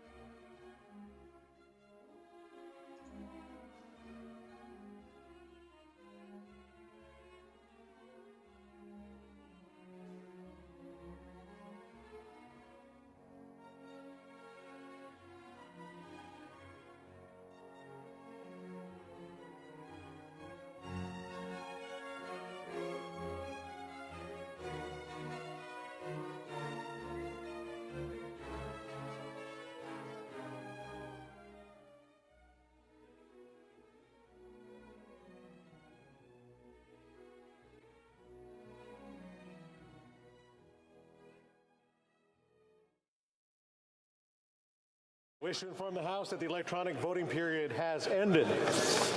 If members were not able to vote due to technical difficulties, they now use the raise hand function, and the chair will recognize them. Mr. Carey. I vote nay. Mr. Speaker, nay. Mr. Carey, against, contre. Ms. Jen Dancho.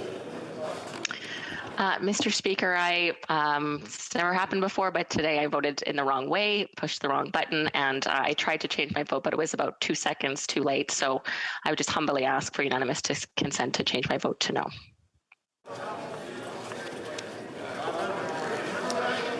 All those opposed to the honourable member changing her vote, please say nay. All right, we'll change her vote then.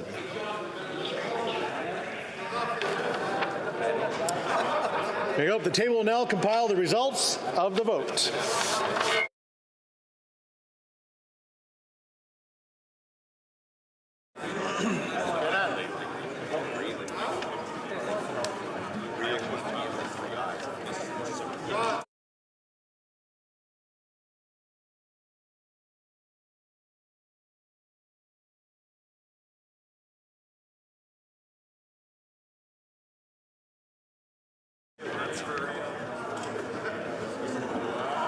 Yeas pour 183, 183. Nays contre 148, 148. I declare the motion carried. Orders of the day and orders of the day. Recognize Mr. Lametti for point of order. The Honourable Minister of Justice. Monsieur le Président, Mr. Speaker, I propose, seconded by the Minister of Health, that with respect to Bill C-5, Act to amend the Criminal Code and the Controlled Drugs and Substances Act, that additional day of sitting be accorded at second reading of this bill, 15 minutes before the time set out for orders for study at second reading of this bill. All deliberations before the House be interrupted,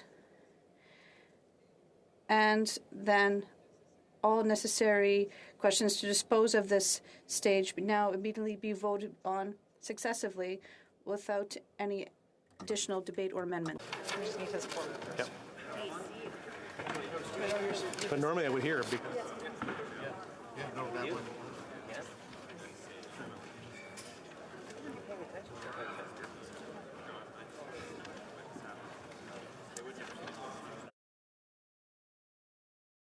Seconded by Monsieur Duclos, moves que relativement au projet de loi. That with respect to Bill 5, Act to amend the Criminal Code and the Controlled Drugs and Substances Act, that one additional sitting day be given to deliberations at second reading of this bill. Nope. Que 15 minutes avant. That 15 minutes before the expiration of the time allotted for government orders during the sitting day attributed to the second reading of this bill, all deliberations before the House be interrupted. If, under this order, all necessary questions be voted on to dispose of this bill successively with no more ample debate or amendment. Pursuant to Standing Order 67-1, there will be now a 30-minute question period. I invite honourable members who wish to ask questions to rise in their places so that the chair has some idea of the number of members who wish to participate in this question period. Okay. Questions and comments. The Honourable House Leader for the official opposition. Thank you, Mr. Speaker. And obviously, it's with profound disappointment that the government is now moving time allocation on what is effectively a very substantive justice bill reducing, for example, repealing mandatory minimums.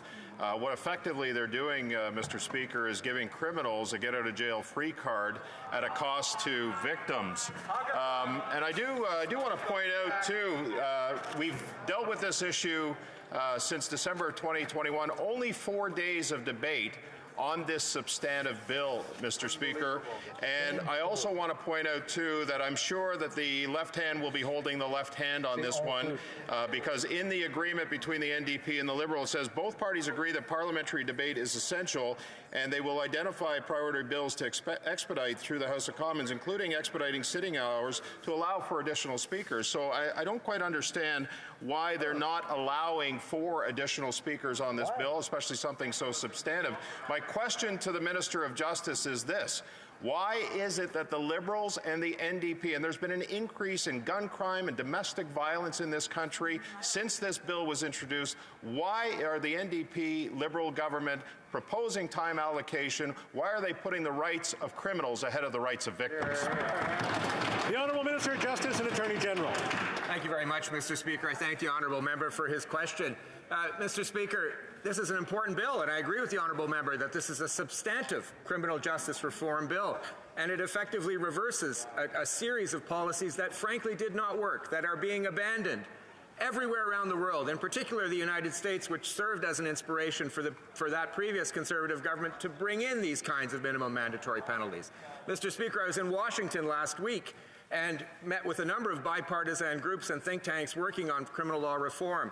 And the basic message from all of them was incarceration doesn't work. We need to shorten incarceration periods, minimum mandatory penalties, and the kinds of flexibility that conditional sentence orders offers are precisely the kinds of reforms that they are suggesting, that we are suggesting. Even states like Louisiana, Mr. Speaker, have abandoned minimum mandatory penalties because they simply do not work. The idea that this is in some way soft on crime or doesn't protect victims is completely false, Mr. Speaker, for a number of reasons that I would be able to elaborate upon. Question. Questions. The Honourable Member for La Prairie. Thank you, Mr. Speaker. Well, it's strange to hear the minister say that it's an important bill, and then he muzzled the Parliament. If it is an important bill, we have to discuss it. We have to give our opinion. There were 5 bloc members that intervened on this bill, and that's against a backdrop of a firearms issue that has increased in Quebec. He knows this. He comes from Verdun. He must know that in Quebec, this is a major issue, and we have to find interesting and intelligent solutions. We have to leave place for debate with this bill. The bloc proposed actually splitting this bill because we were talking about MMPs here and also diversion measures, 2 different topics. We have to do things intelligently. We need a bill that solves these issues once and for all on the ground, and he knows this very well. So my question is simple. Why are we deciding to muzzle the Parliament, even though people in Quebec and elsewhere are expecting rigorous work on our part? The Honourable Minister of Justice. Mr. Speaker, I'd like to thank the Honourable Member for his question, and I'm happy to admit that I also am having a hard time with the term in French for diversion measures. So we can agree on that, Mr. Speaker. The challenge with respect to gangs and arms trafficking is not the objective that this bill is dealing with. We're going to table another bill, like everyone knows, we did this during the last Parliament, to tackle the issue raised by my honourable colleague. Here, we're talking about minimum penalties. And we're talking about infractions that are not a threat to public safety and should be considered in another way to be more effective also for the community and to make things safer and also for the legal system. Question. For Cowichan, Malahat, Langford. You know, Mr. Speaker, one of the hallmarks of a successful opposition party is you don't just oppose all the time, you come to the table and propose. And I've heard the same tired arguments from the Conservatives about mandatory minimums, but they have yet to show this House evidence to back up their point. And they completely ignore, Mr. Speaker, sections in the criminal code that allow judges to increase or decrease a sentence based on the severity of the crime. Let's face it, Mr. Speaker, Conservatives do not trust our judges. So, Mr. Speaker, my question to the Minister is, if Conservatives are so concerned about the content of this bill, would it not be a good idea for them to bring their arguments and their witnesses before the Justice Committee, propose amendments, and demonstrate to Canadians that they're actually serious and know what they're talking about? The Honourable Minister of Justice and Attorney General. I thank the honourable member for his question, Mr. Speaker. Indeed, we have, both in the previous Parliament with the predecessor bill to this one, C-22, and now in this Parliament, we have had ample opportunities to discuss this bill. We're still waiting for the opposition to show the evidence. Mr. Speaker, even the Parliamentary Budget Officer today came out with a report looking at one of the minimum mandatory penalties that was thrown out by the Supreme Court of Canada. And the clear conclusion of the Parliamentary Budget Officer was not only did it contribute to overrepresentation of Black and Indigenous peoples in the criminal justice system, not only did it cost more money, but it was completely ineffective at reducing the overall sentencing rates. Questions? The Honourable Parliamentary Secretary to the Minister of Justice and Attorney General. Thank you, Mr. Speaker. I'd like to thank the Minister of Justice for his intervention today, but I do want to take him back to 2019 when we had a roundtable in Scarborough with a number of different stakeholders who were directly impacted by mandatory minimum sentences, particularly members of the Black community. And we know that the statistics are quite relevant here because MMPs have disproportionately impacted members of the Black community as well as Indigenous communities. Can the Minister maybe give us a sense of how changes in the MMPs in C5 will impact and ensure that a fair justice is administered as it comes to racialized and Indigenous people, as well as to talk about maybe conditional sentencing orders and what kind of impact that will have on sentencing? The Honourable Minister. I thank my Honourable Parliamentary Secretary for his question. Indeed, remember that roundtable very well. Mr. Speaker, this is precisely the reason why we brought forward this bill, to combat overrepresentation of Black and Indigenous peoples in the criminal justice system. What MMPs do on crimes that do not threaten the safety and security of our society, but on fairly minor crimes, mistakes, they tie the hands of judges and they restrict judges from fashioning appropriate orders. And with the possibility now of having a conditional sentence order, which the previous Harper government also rejected, Mr. Speaker, it allows judges to to fashion a sentence often in the community where the community can help rehabilitate. If it's an Indigenous community, they can use restorative justice. It allows them to fashion a sentence that actually works, that serves victims, that serves the community, instead of what we're having now. A study, Mr. Speaker, from Professor Kaiser Derrick, published by the University of Manitoba Press, highlighted the vastly disproportionate and negative impact that minimum mandatory sentences and a lack of conditional sentence orders had on Indigenous women, which is an endemic problem, and it's a shame in this country, Mr. Speaker, and we're attacking it.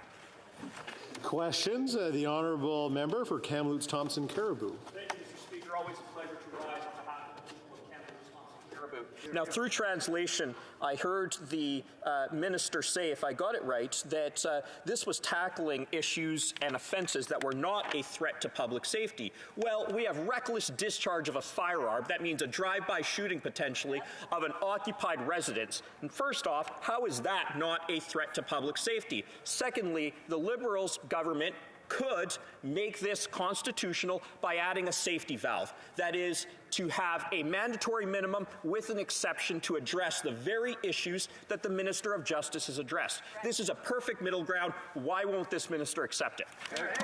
The Honourable Minister of Justice. Mr. Speaker, the fallacy in the argument that's being brought forth by the honourable member is quite clear.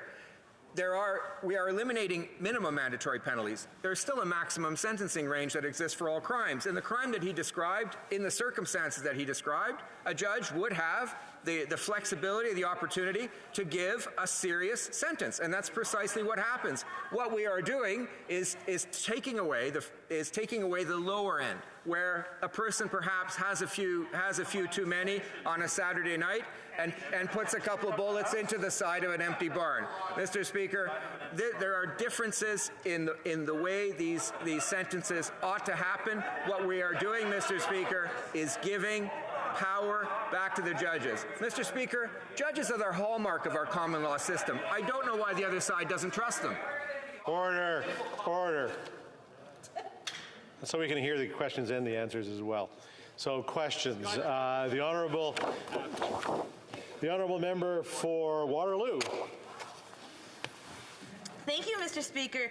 Mr. Speaker, I just heard the response come from the minister, and I have full confidence in the independence of our judicial system. And it was actually quite refreshing to hear about actually giving that power back to judges. And I would appreciate if the minister could expand on what is being proposed and how the independent judicial system can actually ensure that justice is being served, rather than perhaps advancing more of the systemic issues that we know are far too common within our prison system. Thank you. Minister of Justice.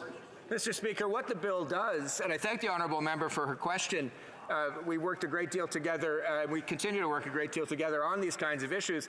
Mr. Speaker, what the bill does is it allows for context to be taken into account.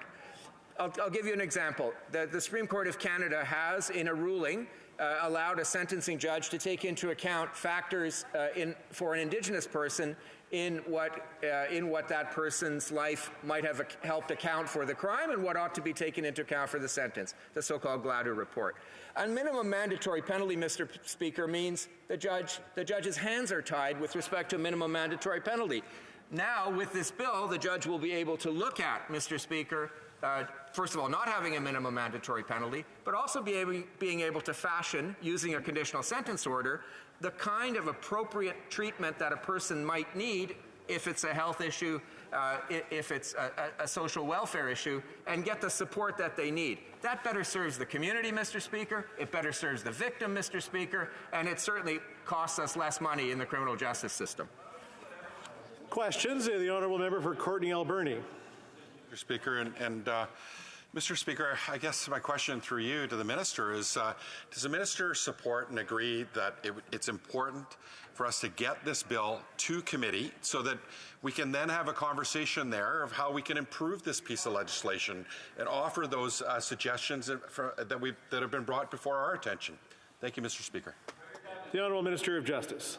Thank you, Mr. Speaker. I thank the honourable member for his question. Mr. Speaker, I think members on all sides of the House know, including many members of the official opposition, that with respect to the parliamentary process and with respect to committees, I work in good faith with all sides of the House with amendments, and I would always be open to the bill being improved. Any amendments brought in good faith are things that I will study with my team and with other members of the House with due diligence, and if we can make it a better bill, Mr. Speaker, we'll make it a better bill. Questions? The honourable member of Peace River Westlock. Here, here. Thank you, Mr. Chair. House arrest for human trafficking, that is what the minister is proposing with this particular bill.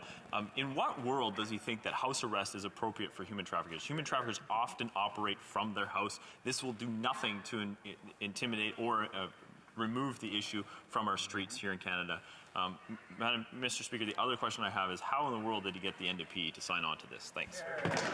The Honourable Minister of Justice. Mr. Speaker, I reject the premise of the question of the honourable member. Human trafficking is not one of the minimum mandatories. There are a number of different gun offences. There are a number of different tobacco offences, as well as a number of different drug offences, Mr. Speaker. Mr. Speaker, any party that looks at the evidence, any party that looks at the statistics, any party that looks at the reforms that are happening around the world, including the United States, looks at minimum mandatory penalties and realizes they simply do not work. They clog up the criminal justice system, Mr. Speaker. 50%, Mr. Speaker. The majority, they do not keep people safe, Mr. Speaker. The majority of constitutional challenges 2 pieces of the criminal code are minimum mandatory penalties, and over half of them succeed. They clog up the system, they cause delays, and perhaps the honourable members of the opposition will take responsibility if and when Jordan rulings come out on as a result of the clogging up the system of minimum mandatory penalties. Now, I know I'm getting completely out of sequence here, but the Honourable Parliamentary Secretary to the Minister of Crown Indigenous Relations. Mr. Speaker, I come from a riding that where Donald Marshall Jr. once lived, and Donald Marshall Jr. is famous for showing that there's systemic racism within the justice system. Far too often we see Indigenous peoples overrepresented in jails, and I'm wondering if the Minister of Justice could speak a little bit about his efforts to ensure that we're taking the steps and measures to ensure that systemic discrimination within the justice system is removed, as well as making sure that Indigenous people get a fair chance at justice within Canada. And I'm wondering if the Minister of Justice could comment on that. Senator and Attorney General. Thank the honourable member for his question.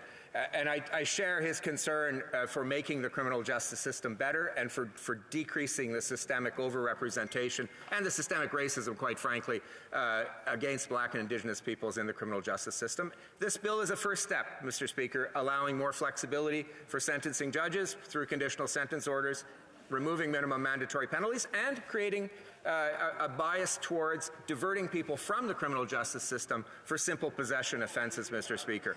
But it's only a first step. Mr. Speaker, we've invested as a government in better Gladue reports, better coverage for Gladue reports. We have begun a pilot project, Mr. Speaker, in Nova Scotia, in Toronto and British Columbia for impact of race and cultural assessments for Black offenders. Mr. Speaker, we're working on funding community justice centres and Indigenous community justice centres so that we can provide wraparound support, better serving victims and better serving offenders so that we reduce recidivism and we provide a more holistic response to criminal justice. Questions? The Honourable Member for Pierre Boucher-Verchères. Thank you very much, Mr. Speaker. The bill for which the government is imposing a gag order is an important bill, and there should be an in-depth study. But I have questions with regard to the fact that the government suddenly seems to have a growing interest in gag orders, and we have seen majority governments on the Conservative side in the past who abused the use of the gag order, and the Liberals condemned it at the time, and then in 2015 when they came into order, there were lots of gag orders. But then things have been different over the last few years, and now I see this... if this majority, this pseudo-majority anyway, will lead them to impose more gag orders. The Honourable Minister. I want to thank my honourable colleague, and I thank also his colleague from Rivière-du-Nord, who supported C-22 when we introduced it in the House in the previous Parliament, and I hope that for the same reasons he will support this bill, which is in fact the same bill. And the honourable member for Rivière-du-Nord was 100% in favour of it the last time, and I hope that the same will be true this time. Mr. Speaker, it's very important to work with my colleagues, and I'm prepared to work with my colleagues on a bill that we have already debated and discussed and studied for sufficient time in order to move on to the next stage. The Honourable Member for Vancouver East. Very much, Mr. Speaker, and I thank the Minister for getting up to answer this question.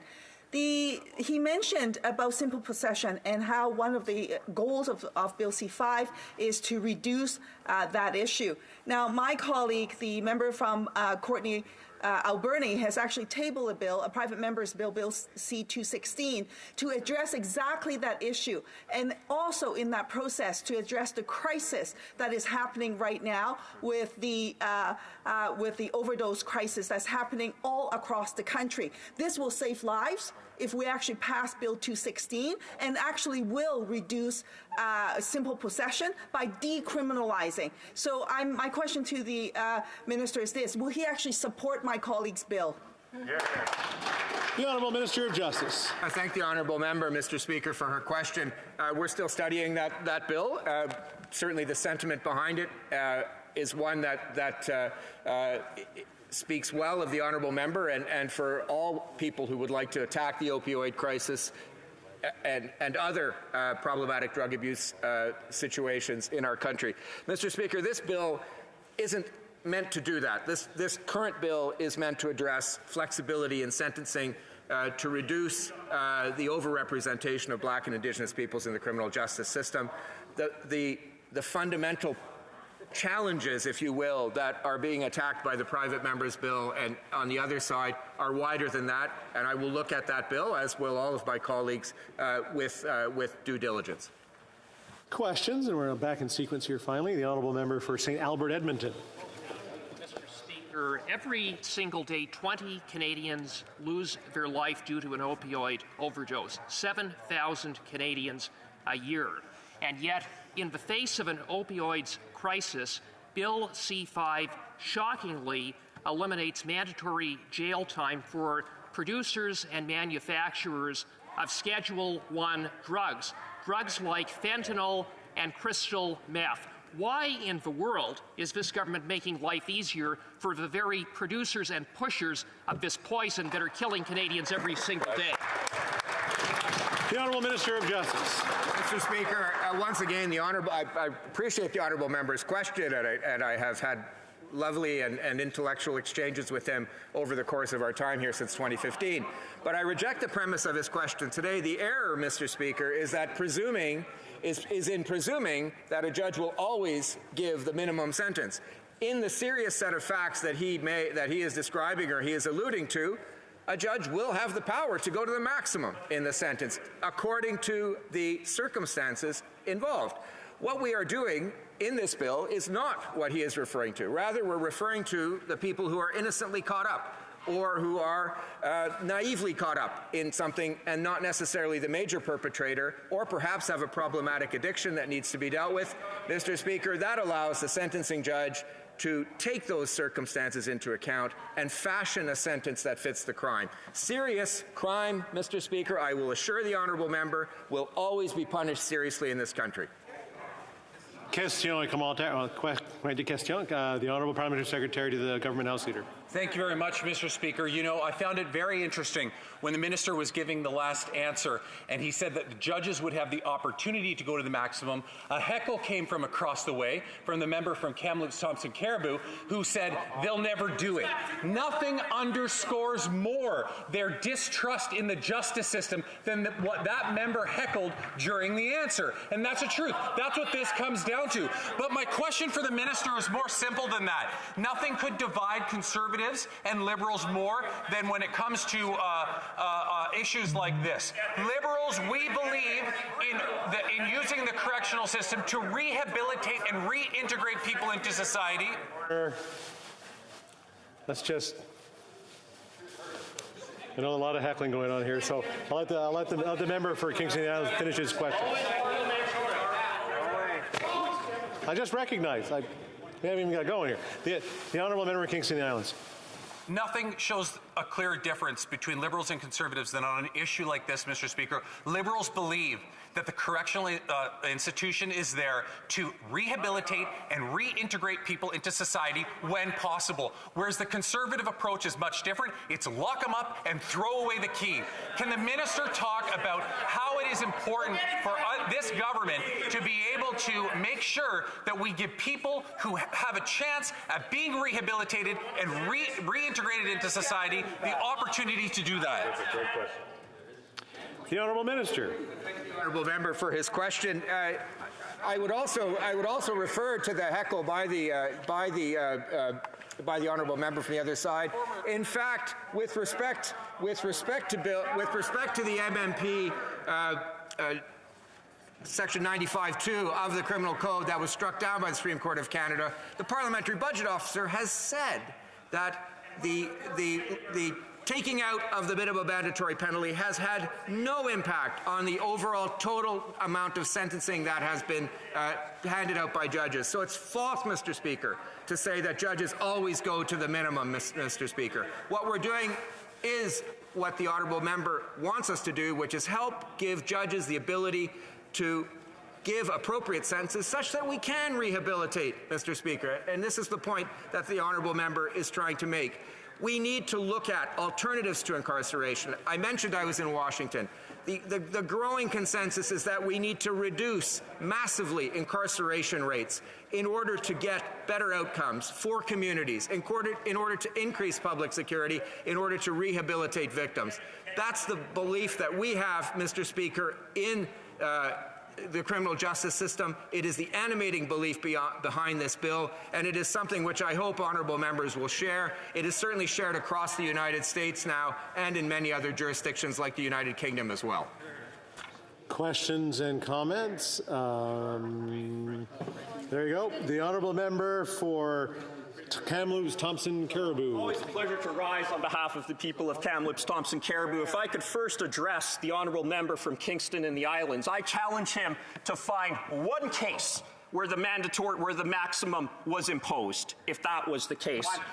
One case. Now, if we are going to discuss mandatory minimum sentences, there are a lot of mandatory minimum sentences in the criminal code. Mandatory minimum sentences for sexual offenses, mandatory minimum sentences for murder. Is that where we're going next with the logic that is being espoused by the minister today?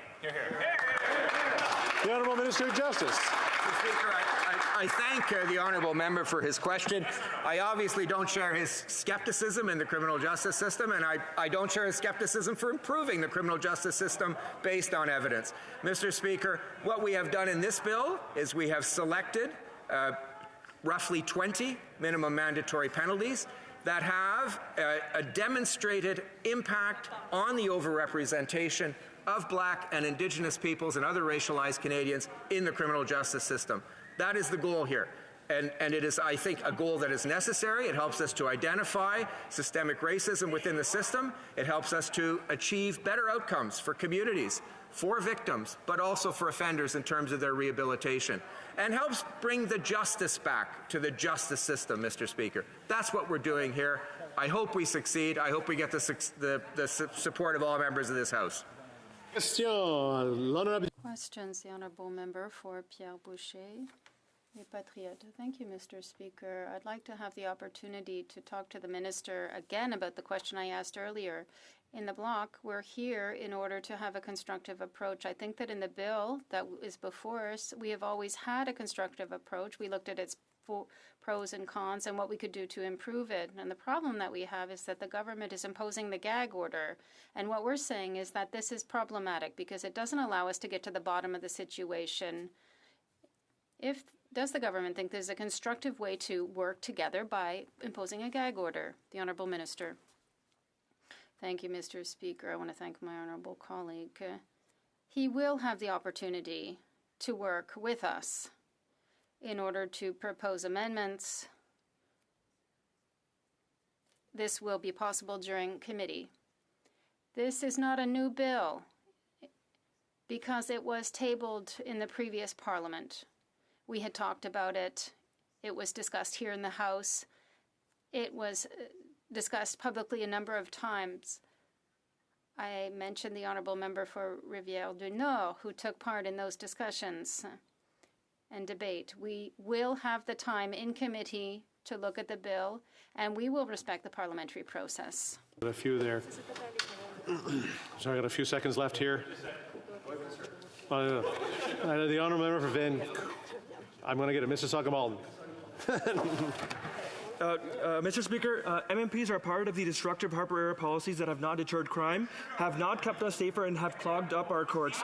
This party is the reason we are in this position. They were more concerned with locking up low-risk, first-time offenders and targeting people of color rather than truly keeping our communities safe. Could the Honourable Minister please expand on CSOs and how they'll help communities of color? Thank you. The Honourable Minister. I thank the honourable member from Mississauga Malton for his question. Mr. Speaker, I personally feel that the conditional sentence order part of the bill is the most important part of the bill, in the sense that this is what brings back the flexibility in sentencing that allows for a judge to attack a problem or rectify a problem in the sentence that ought to be attacked. For example, a conditional sentence order will allow a judge to say a person needs to serve home arrest and get the appropriate mental health supports or the appropriate rehabilitation supports if there's a problematic addiction. It allows for communities to take on the responsibility for the rehabilitation of people through community justice centers, which we're funding. This is one of the major ideas that has come from the communities themselves, whether they be racialized or Indigenous or Black. They want to help rehabilitate people. Experts in the field tell us this is the best way to move the community forward, to move society forward, and to help everybody heal, Mr. Speaker, while protecting public safety. That's what conditional sentence orders do. And we have 18 seconds left. The honourable member for Lakeland. It's very concerning to hear the minister and the NDP Liberals misrepresent what this bill actually does. To be clear, what this bill really does is reduce mandatory minimums for all kinds of existing gun crimes, and also allows for house arrest for the kinds of crimes that leave people traumatized and harmed forever, like human trafficking, like sexual assault, like kidnapping, like abduction of kids under 14, like causing bodily harm by criminal negligence, and causing bodily harm through assault or with a weapon, or assaulting a peace officer, causing bodily harm or with a weapon. That is what this bill actually does. So how on earth can the NDP Liberals pretend that this protects public safety and has anything to do with justice? The Honourable Minister of Justice, and I'll allow the same amount of time that it took for the question. Member for a question. I would ask people to pay attention to what's being done in the bill and what isn't. This is not the minimum mandatory penalties part of the bill, as a previous speaker from the other side seemed to intimate. This is the conditional sentence orders part of the bill, and here we are allowing a judge not only to give a serious sentence where there's a serious crime, and a conditional sentence order, Mr. Speaker, and I tell the honourable member this, can only be done for a crime in which the sentence would be under 2 years and would not endanger public safety. They do not, Mr. Speaker, involve the kinds of facts that in any way are raised by the honourable member. It's my duty, pursuant to Standing Order 38, to inform the House that the questions we raise tonight at the time of adjournment are as follows. The honourable member for Dufferin-Caledon on taxation, the honourable member for Courtenay-Alberni on health, and the honourable member for Kenora on health as well. It's my duty to interrupt the proceedings at this time and put forthwith the question on the motion now before the House. The question is as follows. Monsieur Lametti, appuyé par Monsieur Duclos. Mr. Lametti, seconded by Mr. Duclos, move that in relation to Bill C5, an act to amend. May I dispense? No, I'm hearing a few no's. Loi modifiant la Code criminel. An act to amend the Criminal Code and the Controlled Drugs and Substances Act. Not more than one further sitting day shall be allotted to the consideration at second reading stage of the said bill. For the expiry of the time provided for government orders on the day allotted to the consideration of that bill, of that second reading at stage of said bill, any proceedings before the House shall be interrupted if required for the purpose of this order. And in turn, every question necessary for the disposal of the said stage of the bill shall be put forthwith and successively without further debate or amendment. If a member of a recognized party present in the House wishes to request a recorded division or that the motion be adopted on division, I will invite them to rise and indicate it to the chair. The honourable member for Red Deer Lacombe. Thank you, Speaker. We request a recorded division. Call in the members.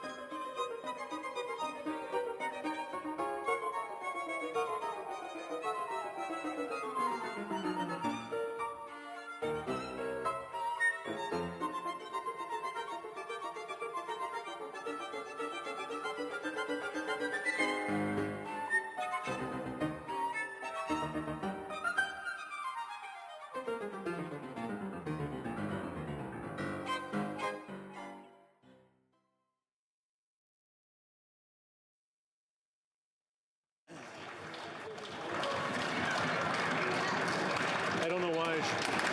Mr. Lametti is apparently going to rise on a point of order after the result of the vote. After the result. Ms. Ferrari is. All right.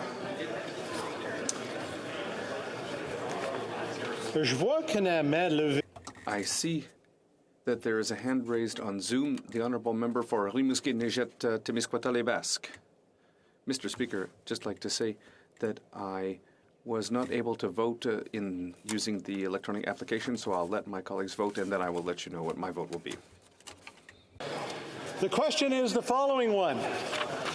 Mr. Lametti, seconded by Mr. Duclos, move that in relation to Bill C-5, an act to amend the Criminal Code and the Controlled Drugs and Substances Act, not more than one further sitting day shall be allotted to the consideration at second reading stage of the said bill, and that 15 minutes before the expiry of the time provided for government orders on the day allotted for consideration at second reading stage of the said bill, any proceedings before the House shall be interrupted if required for the purpose of this order.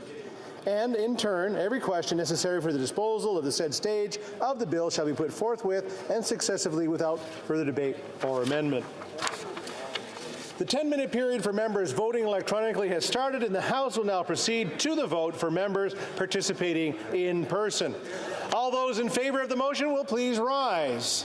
Mr. Macaulay-Cardigan. Mr. Macaulay-Cardigan. Monsieur Duclos. Monsieur Duclos. Ms. Qualtrough. Ms. Qualtrough. Monsieur Lametti. Mr. Lametti. Madame Petitpas-Taylor. Madame Petitpas-Taylor. Ms. Jacek. Ms. Jacek. Ms. Chager. Ms. Chager. Ms. Crow. Ms. Scrow. Mr. Scarpaleggia. Mr. Scarpaleggia. Madame Saint-Onge. Madame Saint-Onge. Ms. Murray. Ms. Murray. Mr. McKinnon-Gatineau. Mr. McKinnon-Gatineau. Mr. Ananda Sangari. Mr. Ananda Sangari. Madame Le Boutillier. Madame Le Boutillier. Madame Bibeau. Madame Bibeau. Ms. Vandenbeld. Ms. Vandenbeld. Madame Brière. Madame Brière. Mr. Fillmore. Mr. Fillmore. Mr. Gerritsen. Mr. Gerritsen. Mrs. Romanado. Mrs. Romanado. Mr. Lamoureux. Mr. Lamoureux. Ms. Sahota. Ms. Sahota.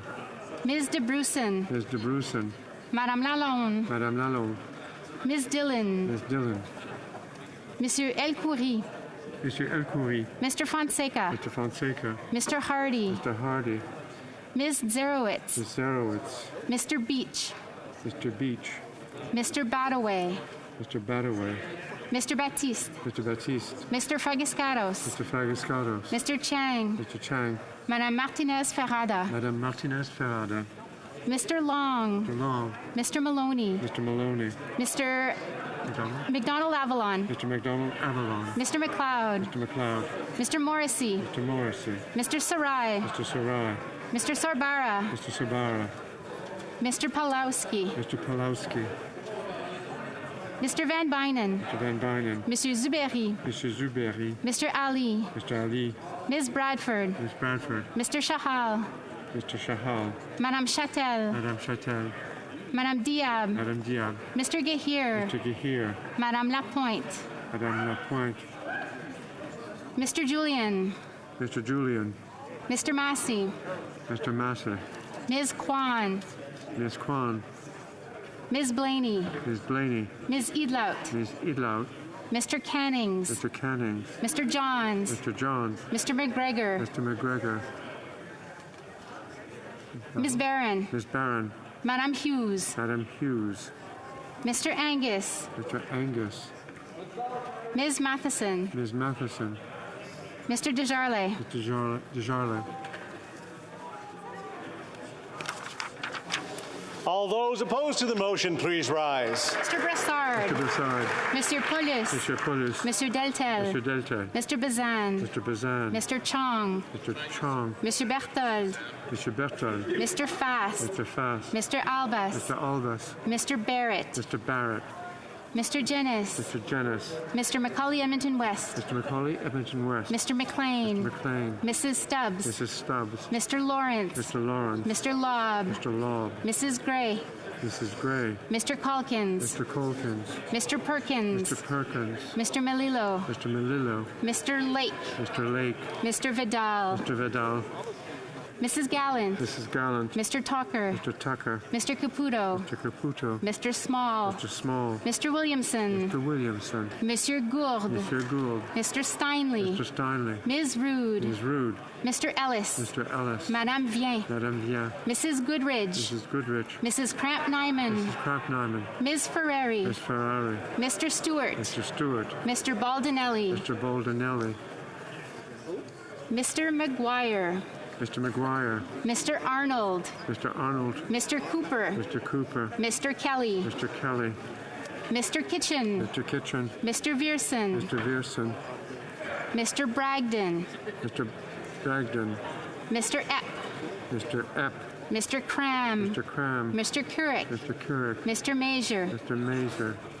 Mr. Morrison. Mr. Morrison. Mr. Patzer. Mr. Patzer. Mr. Redicop. Mr. Redicop. Mr. Soroka. Mr. Soroka. Mr. Van Popta. Mr. Van Popta. Mr. Muse. Mr. Muse. Mrs. Roberts. Mrs. Roberts. Mr. Williams. Mr. Williams.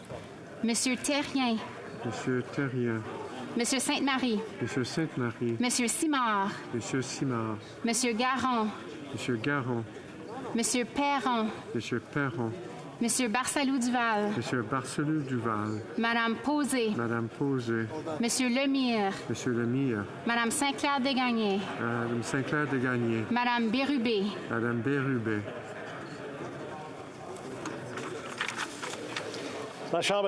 The House will now wait for the electronic voting period to end before resuming its proceedings.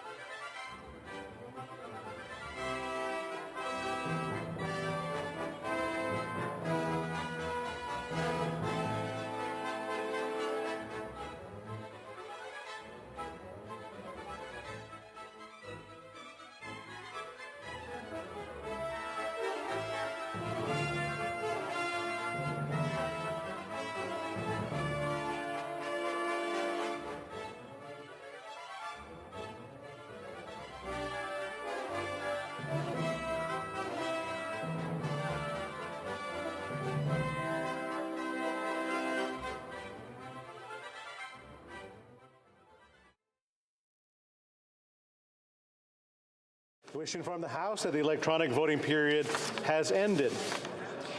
If members were not able to vote due to technical difficulties, they may now use the raise hand function and the chair will recognize them.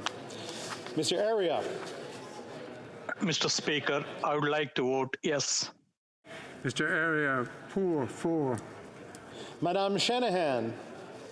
I vote yes. Ms. Shanahan, pour. Monsieur Blanchette-Jonca. Mr. Blanchette-Jonca. Mr. Speaker, I vote nay. Monsieur Blanchette. Ms. Bennett. I vote yes. Ms. Bennett, pour. Mr. Dong.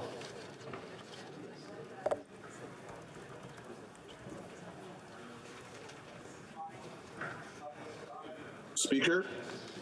There you go. Speaker, I vote for. Mr. Dong, pour. And that's everybody that had their hand up. Voila. Le Bureau va maintenant compiler. The table will now compile the results of the vote.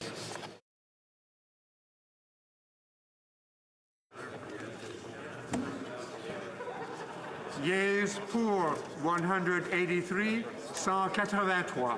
Nays contre 150, 150. I declare the motion carried.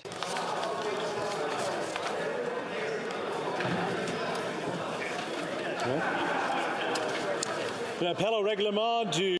Point of order from the Minister of Justice. Mr. Speaker, I table the government's answers to questions number 323 through 332. See. Appel au règlement. No other points of order. Okay. I'm just going to wait a second here for people to clear. There you go. Orders of the day. Ordre du jour. Orders of the day. Government orders, government bills, commons. Second reading of Bill C5, an act to amend the Criminal Code and the Controlled Drugs and Substances Act. The honourable member for Mississauga-Malton.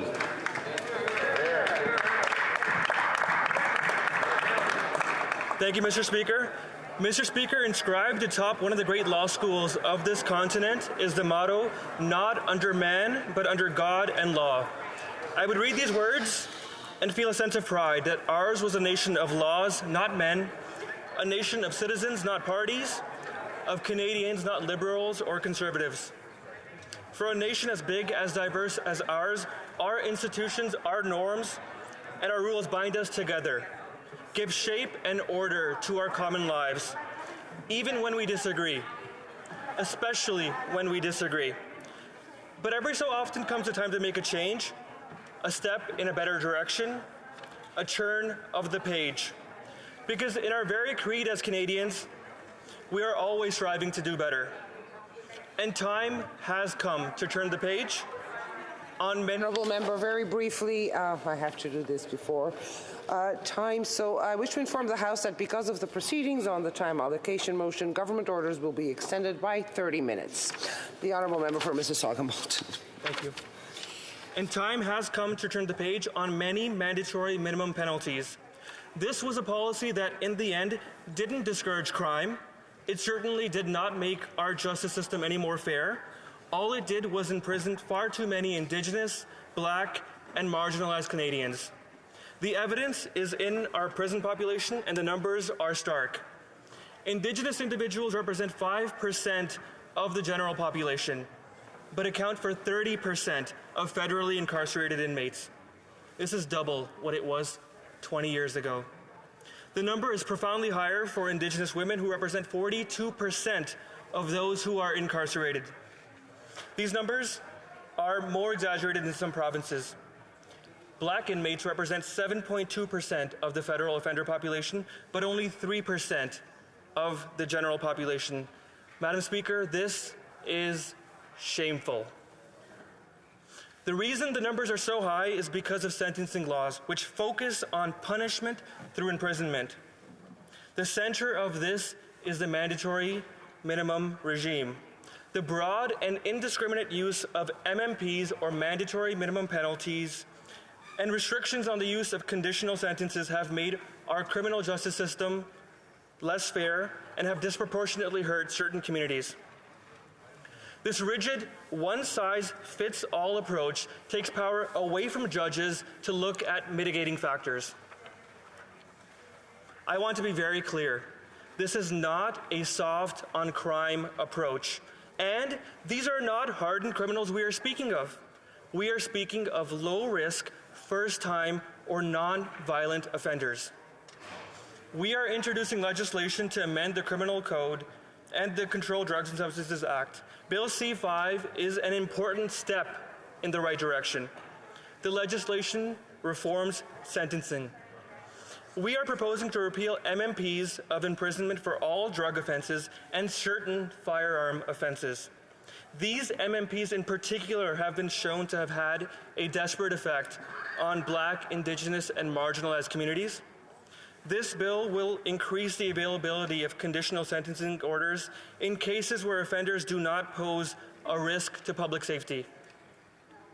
CSOs allow offenders to serve sentences of less than 2 years in the community under strict conditions, such as house arrest and curfew, while still being able to benefit from employment, from educational opportunities, from family ties, and community and health-related support systems. By repealing these MMPs, we will restore the judge's ability to impose an appropriate sentence, moving away from the one-size-fits-all approach.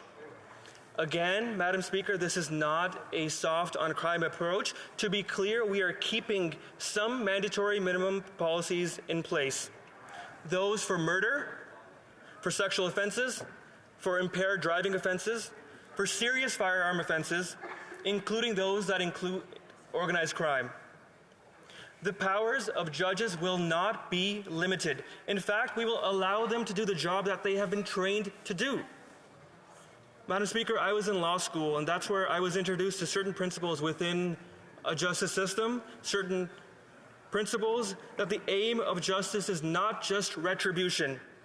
And mandatory minimums are just that, just retribution. There are more useful aims, such as rehabilitation. That we can make ourselves into better people even after we have wronged, especially after we have wronged. The justice system should be a part of that rehabilitation. Madam Speaker, mandatory minimum penalties don't work in criminal law terms. They don't have a positive effect on recidivism. They tend to overpunish people who should be helped through other channels. When it comes to deterrence, MMPs don't do any better. In sentencing less serious crime, imprisonment is often ineffective and unduly punitive. A longer sentence is not going to do anything more than a shorter sentence will, except destroy entire lives. In America, for example, the notion that harsh minimums could seriously dampen the drug trade has collapsed in the face of the manifest failure of the drug war. With the way our current justice system is set up, we have criminalized poverty, mental illness, and problematic addiction. It is so much harder to get that second chance with MMPs in place. Once you're out of prison, your opportunities are limited, and your circle oftentimes becomes the people that you met in prison. This has to stop. Canada is not alone in recognizing the increase in indiscriminate use of MMPs as problematic. They have been proven to be costly and ineffective in reducing crime. Indeed, other nations have moved away from this regime because cycles of crime are encouraged. MMPs are a failed policy, and we are turning the ship around. What we propose is a necessary reset for our criminal law. It will be necessary to addressing systemic racism in the criminal justice system. This policy change is necessary, but further work must also be done. We are also developing an Indigenous justice strategy in collaboration with Indigenous peoples, and we are also developing a Black Canadians justice strategy. We will continue to address the social determinants of crime. Every action that we take to improve access to housing, mental health care, addictions treatment, and youth employment helps build a safer country. Criminal justice policy is not developed in a vacuum, and we must do more so that we are better informed.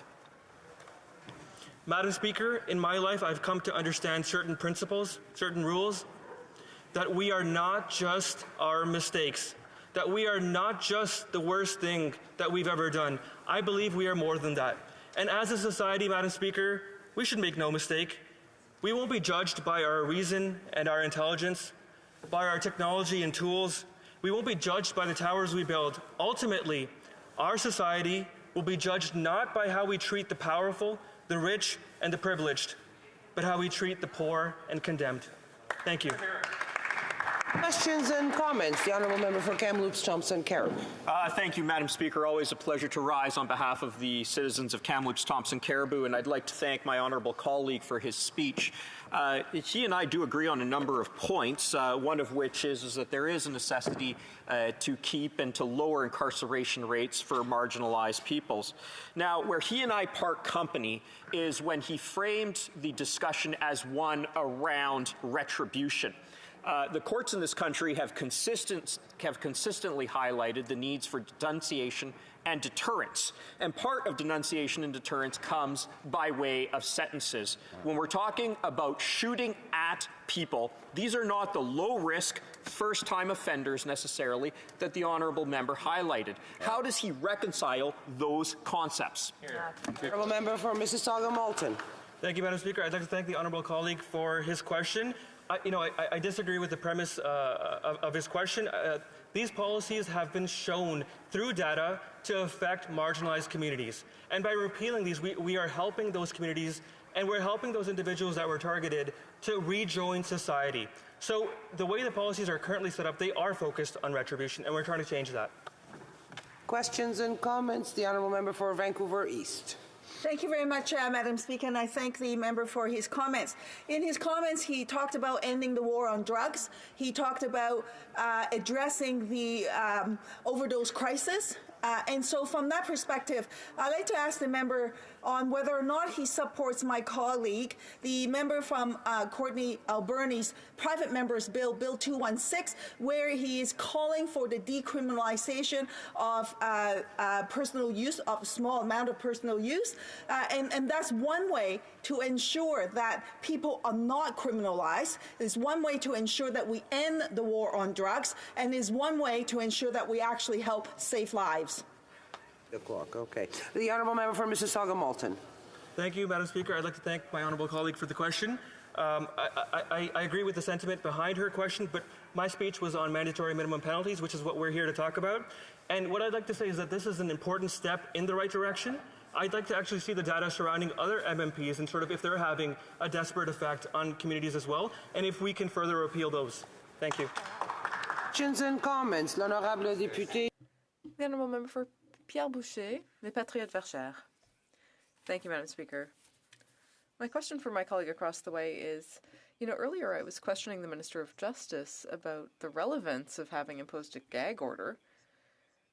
If the government wants to talk about that, that would be great. But I also want to raise the issue that was brought up by some of my other colleagues, which is we're dealing with a bill here that talks about mandatory minimum sentences for, weapons possession, but it also talks about decriminalizing drugs. So these seem to be two subjects that are quite different. How is it that the government has denied our proposal to split this into two different bills? Because if we divided them, we could get more in depth into each subject and deal with them really intelligently, rather than having to vote on one bill that really deals with two subjects that we might feel differently about. So it seems to me that this is creating a lot of confusion. Member for Mississauga-Malton. Thank you, Madam Speaker. I'd like to thank my honourable colleague for the question. I do humbly reject the premise of this question. We are not decriminalizing drugs with this current bill. We are looking at mandatory minimum penalties. And I do want to be clear that this is not a soft-on-crime approach. Those who commit serious offences will continue to receive serious sentences. Our bill is about getting rid of failed policies that filled our prisons with low-risk, first-time offenders who just needed help. Questions and comments. The Honourable Member for Kitchener Centre. I see you, but... Thank you, Madam Speaker.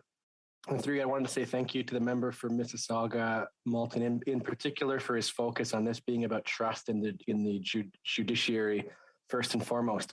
My question for him is just to build on a comment he made earlier with respect to wanting to go further, recognizing this legislation only targets in full 1 of 5 of the existing mandatory minimum penalties in the criminal code, and that the Truth and Reconciliation Commission, for example, in Call to Action 32, called for departing from. If he could share more about his interest in going further in removing mandatory minimum penalties. Member for Mississauga Malton, very briefly.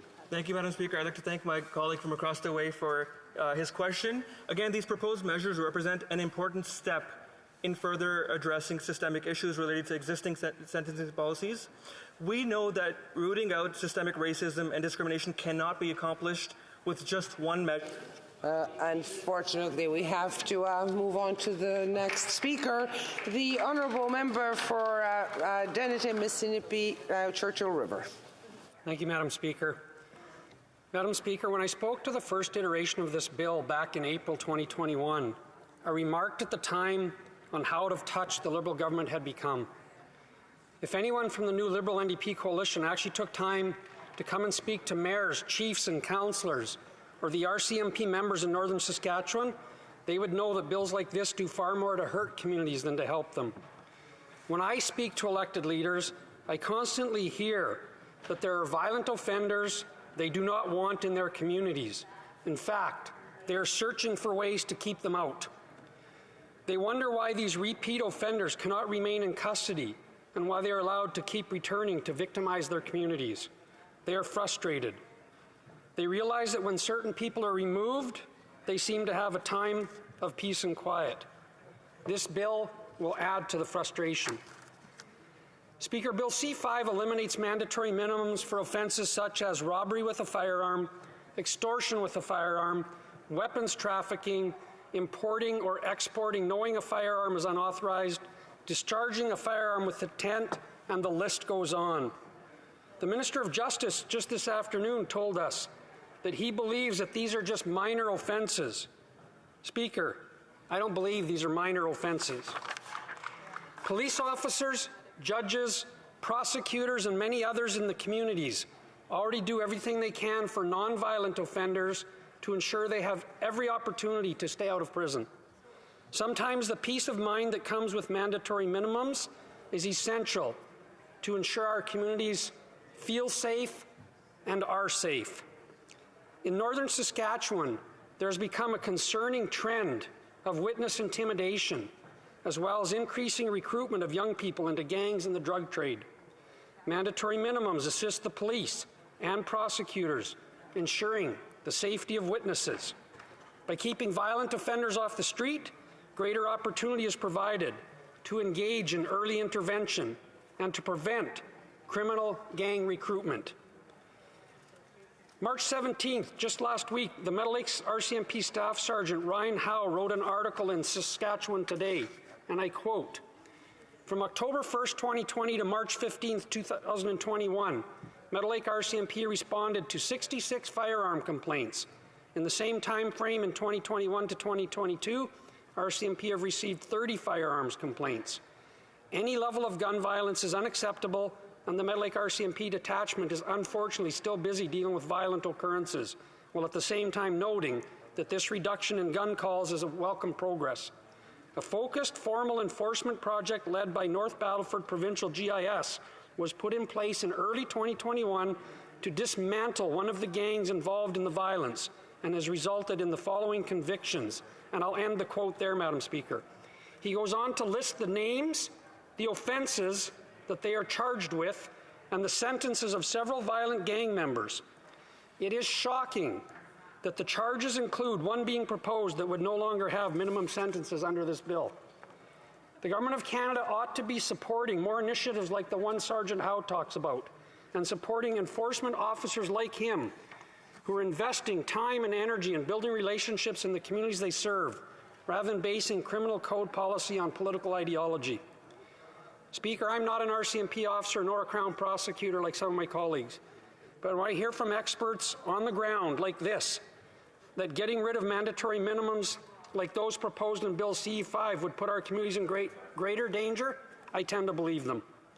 We need to be equipping law enforcement to carry out their duties and keep our communities safe, not neutering their abilities to keep violent offenders off the streets. Speaker, one of the questions that keeps coming up around this bill is regarding judicial discretion. While I agree that judges should have some discretion when it comes to sentencing, this is also the role of Parliament.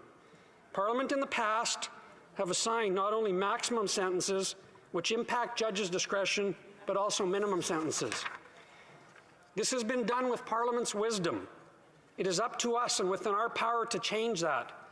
But it has always been the case that Parliament sets out the parameters whereby judges sentence people. We are the ones who decide through the criminal code what is a criminal act, and we set out the parameters for sentencing. That is part of our job, and it is not partisan, Madam Speaker. Many of the minimums being eliminated by this Liberal government were in fact introduced by previous Liberal governments. This is about ensuring there is an appropriate sentence for someone who commits a very serious crime.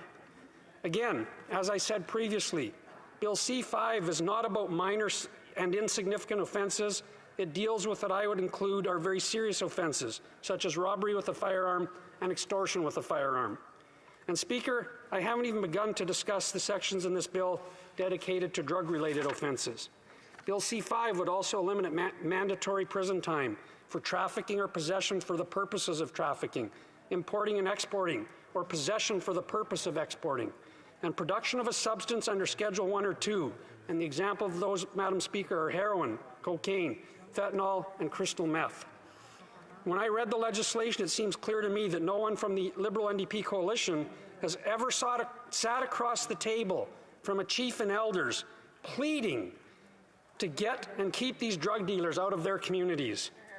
When I first spoke to Bill C-22 in the last Parliament, I shared a story from a local paper. The story was about a judge's decision, arguments by the Crown prosecutor, and the victim impact statements of some RCMP officers. Today, I'm going to take a few minutes of my time left to share that story again, one of the victim impact statements of one of the officers. I truly hope today that all members in this House, even if they ignore everything else I said today, will listen to this story. And I begin my quote. When I encountered the gold truck you were in north of Loon Lake, the only emotion I felt was sadness. I knew right away how this was going to end. It always is the same, just a varying degree of tragedy. When I saw your co-accused run from the Equinox and point what may have been a gun at me, I just felt tired and defeated. I knew what you would do when you came up on the roadblock, and you did the same thing every other desperate criminal does. You accelerated and swerved towards the police. As you did that, I took off my seatbelt and I accelerated my truck directly at you.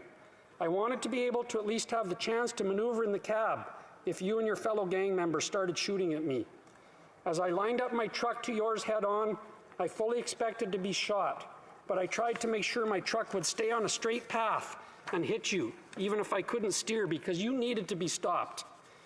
Even after all of this, after hours of chasing you, hours of being frustrated, angry, and tired, I was required to be calm of mind and use sound tactics as I drew my gun on you and the people with you. At that moment, I was furious that it had come to this.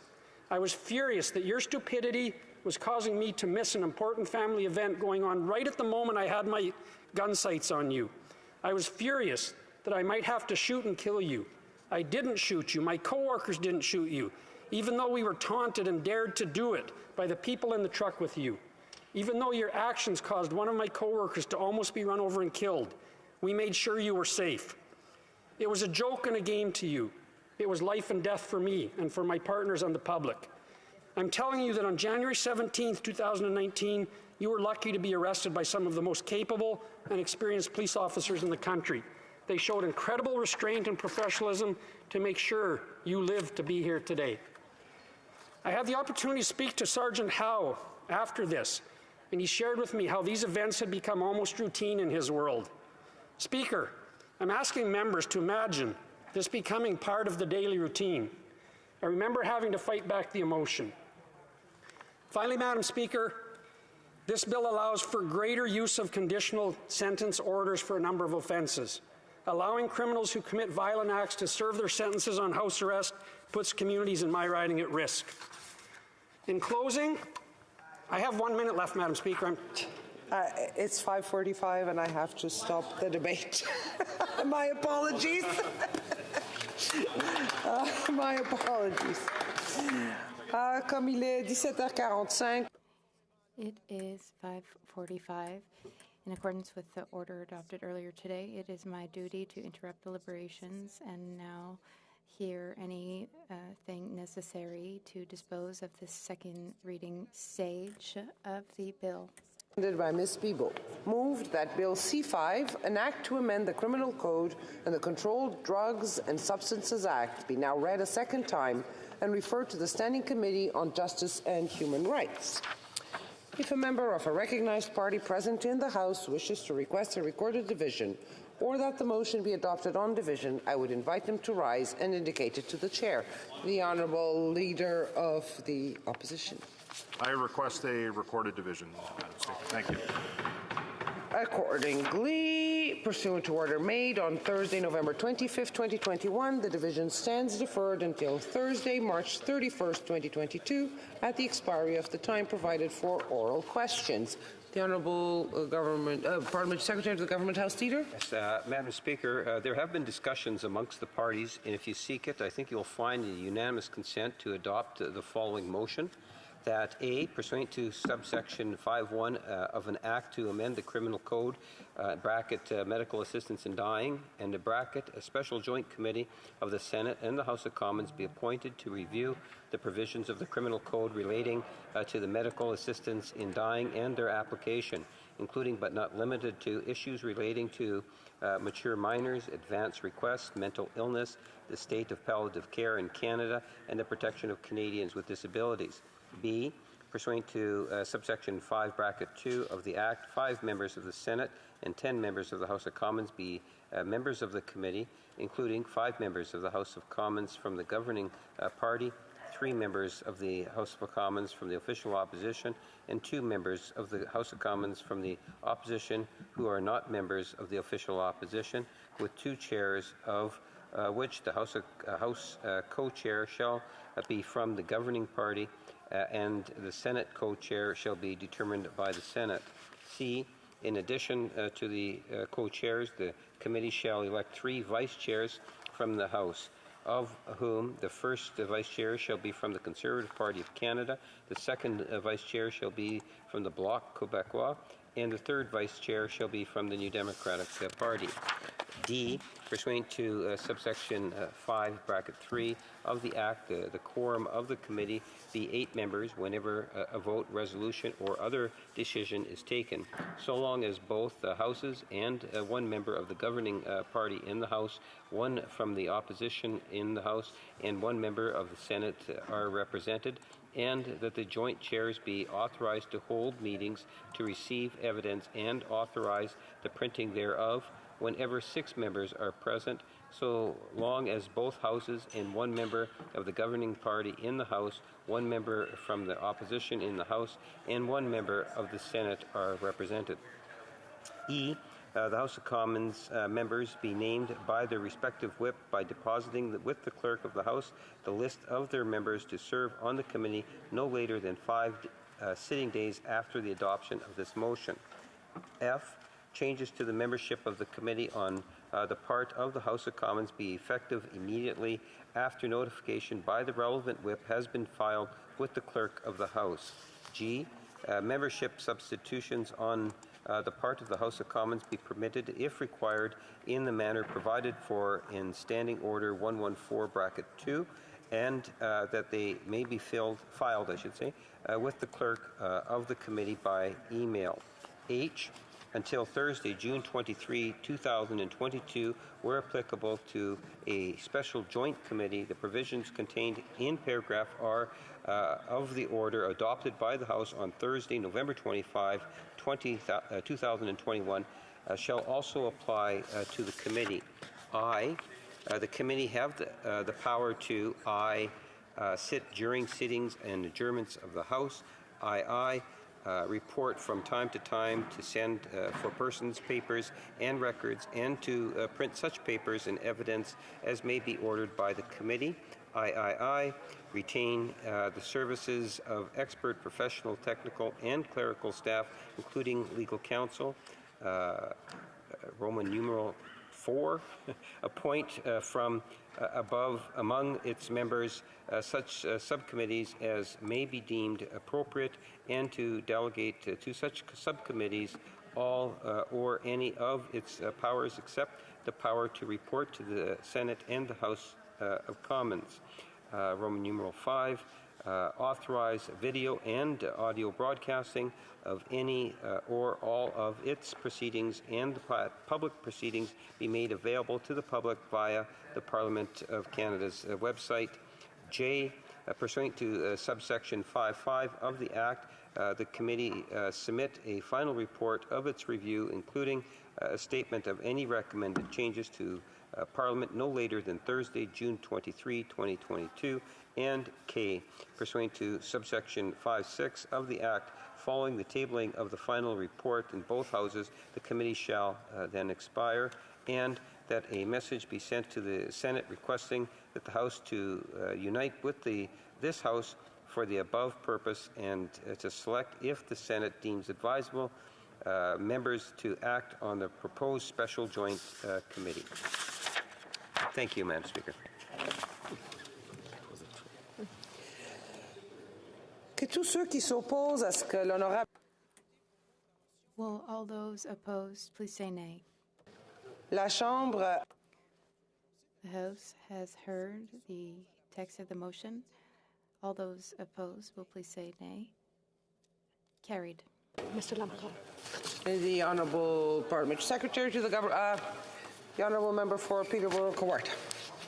Thank you, Madam Speaker. I'd like to clarify something. Last week in the House, I referred to myself as a single mother of 6 children. I would like to clarify that statement. What I should have said is I've been a single mother, and I now care for up to 6 children at a time. Thank you. Duly noted. The Honourable Parliamentary Secretary to the Government House Leader. Yes, Madam Speaker, I suspect if you were to canvass the House, you might find it unanimous consent to call it 6 o'clock at this time so we could begin private members' hour. Agreed? Agreed. Orders of the day. No? Oh, sorry. Accordingly, the House will now proceed to the consideration of private members' business as listed on today's order paper. The orders of the day. Affaires émanant des députés, étude en deuxième lecture. Second reading of C-215, an act to modify the Employment Insurance Act, brought by Mr. Gould. Mr. Gould, seconded by Mr. Généreux, moves that Bill C-215, an act to amend the Employment Insurance Act, illness, injury, or quarantine, be now read a second time and referred to the Standing Committee on Human Resources, Skills and Social Development and the Status of Persons with Disabilities. Debate. The Honourable Member for Lévis-Lotbinière. Thank you, Madam Speaker.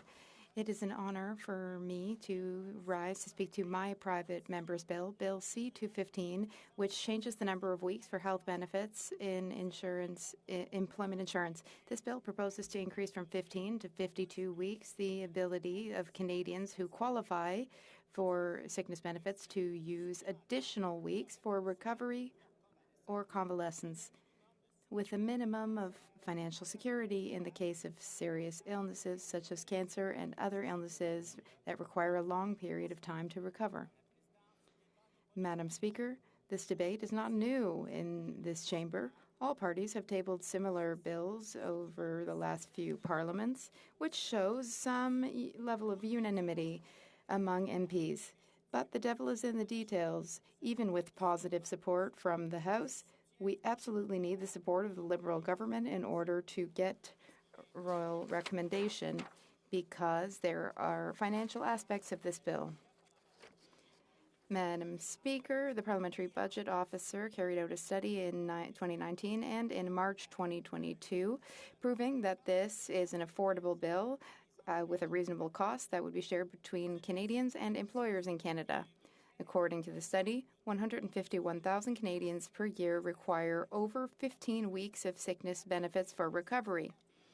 If all 151,000 Canadians used all their weeks, which will obviously not be the case, the cost would be $1.6 billion per year on average for the next 5 years. So possibly less than expected, as the average weeks needed is about 38 weeks, according to the PBO's assessment note updated on March 29, 2022. Madam Speaker, this debate is very important for Canadians. Many times I've been called upon by families in my riding to do something to change this situation. The experiences of Canadians everywhere in the country, as well as experiences I've had in my life with loved ones who are very dear to me, all of this reminds me of the harsh reality of difficult times and challenges to be faced with sick loved ones who were unable to take care of themselves or could not work to pay the bills. Much too often, Canadians with long-term illnesses find it extremely difficult to make ends meet, in addition to additional costs associated with their prolonged illness. These are people who participate in an active social life, who participate in society, and they do not deserve to be left to their fate and to lose their dignity. Speaker, we have a duty here in this House to support those who are not covered by private salary protection insurance, which is too expensive for people with lower incomes. This is why C-15 is so very important for Canadians. C-15's low cost offers a minimum protection level of financial security in case of prolonged illness. In fact, it would cost less than one coffee per month. Solidarity and compassion are the feelings that I have in bringing this bill. I would like to join together with all my colleagues here in this House. It's important to me that together, united, we offer support to people and families affected every year by a loved one suffering from a serious or even life-threatening illness. Collective duty calls us to act. Once again, we cannot let life partners, parents, children, or grandchildren think that in Canada we do not care about each other and that we let people suffer. Some stories are easier than others. Some illnesses are more serious or less serious, but we need to provide mental and financial peace of mind by passing Bill C-215. You know, Speaker, everyone here who is healthy has a priceless opportunity. We are lucky, but often we take it for granted. But for many, cancer is part of their lives. Others will not be able to overcome it quickly, especially if they have many health issues. Medical issues are only one part of living with cancer. Then there's life after treatment, which is a period of great transition and adaptation where the challenges are often much greater than the patient initially expected. I think, Speaker, that given the scale of the challenge and the great resilience that Canadians show, I feel that we must absolutely support Canadians and stand with them throughout this process, which involves many stages of uncertainty and many challenges. Many people have to rethink all aspects of their lives. That takes a lot of courage. Canadians can, unless I'm mistaken, trust that the opposition parties are fully committed to supporting them at this time, and that this debate today will make the Liberal government aware of what they deserve. What they deserve are winning conditions for recovery through better financial support. In Canada, we're fortunate to have a health insurance system that guarantees us free services that sick people need in hospitals. On the other hand, there could be many extras to pay for when sick and many unforeseen events. For example, travel and parking when people go for treatment, costs of a babysitter for many, costs for nutritional supplements or vitamins, medication, or even equipment that may be needed during recovery. EI sickness benefits provide up to 15 weeks of financial assistance if an individual cannot work for medical reasons. They can then receive 55% of their earnings up to a maximum of $595 per week. To do so, they must obtain a medical certificate stating that they cannot work for medical reasons. These medical reasons could include illness, injury, quarantine, or any other condition that would prevent them from working. Insurable earnings include most different types of employment income, such as wages, tips, bonuses, and commissions. The Canada Revenue Agency determines the types of insurable earnings. Some employers offer their own paid sick leave or their own short-term disability plans. Before applying for EI sickness benefits, it's important to check with one's employer to see if there is already a plan in place.